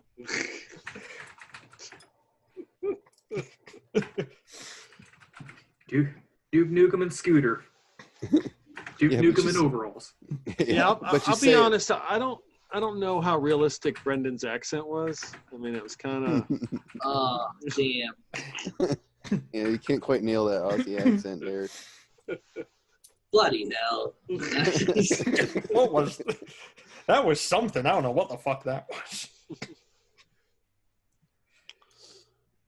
Oh, it's so I've got a line here where you're just gonna have like no idea what I say, but I'll save it for later. It's just a bunch of Australian words just all shoved together in a sentence. You're like, what the fuck? Hell, when you were ordering a drink, I had no clue what you were talking about. Oh, yeah. Yeah, tinnies is like a tin, like an aluminium can beer, and a frothy is like you know when there's head on a beer, like Yeah. the froth. That's a frothy. Yeah. You didn't get a slab? No, that's too much. Oh, okay. Yeah, and then you guys probably know what a roadie is. That's just a bloody on the road beer, you know. Yeah. Yeah. Yeah, it's called open container law. That's what it's called. Do y'all also have shower beers? Only Coronas are allowed in the showers. It's like whenever I was with my aunt and she'd be driving us around and she'd go like, bugger, F-U-C-K, because she didn't want to swear in front of the kids. Oh, Yeah. I had fun when I was in Australia with my cousins. all you do is swear in Australia. Like, Yeah, really. like I have to stop myself from saying the C word a lot, you know.